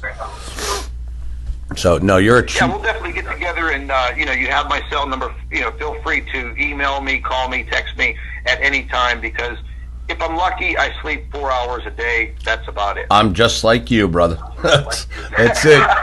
There is no difference there, and my members will tell you that. I'm like going all the time. So, all right, Scott, thank you again, and my best to the doctor, and have a great night. Okay, you too, buddy. Take care. All right, bye-bye. Thank you again. I just want to say thank you to Scott for his time tonight, and thank you all. Yes, it was a great show, and thank you for all your great comments, everybody. And yeah, Shannon, there's too much going on to sleep. I'm going to end this, everybody, and I'm going to get it downloaded, and I will put it up on YouTube for you all for the replay. And that's that. And thank you again, Scott from Planet X. And check out his stuff. You know I always sharing his stuff. So, and I know the book. Several of you have bought the doctor's book. It's a great book, so you can go to his site. It's not expensive on Amazon, and it is a great read. All right, guys. God bless, and again, thank you all. MFA wouldn't be where it is today without all of you. God bless.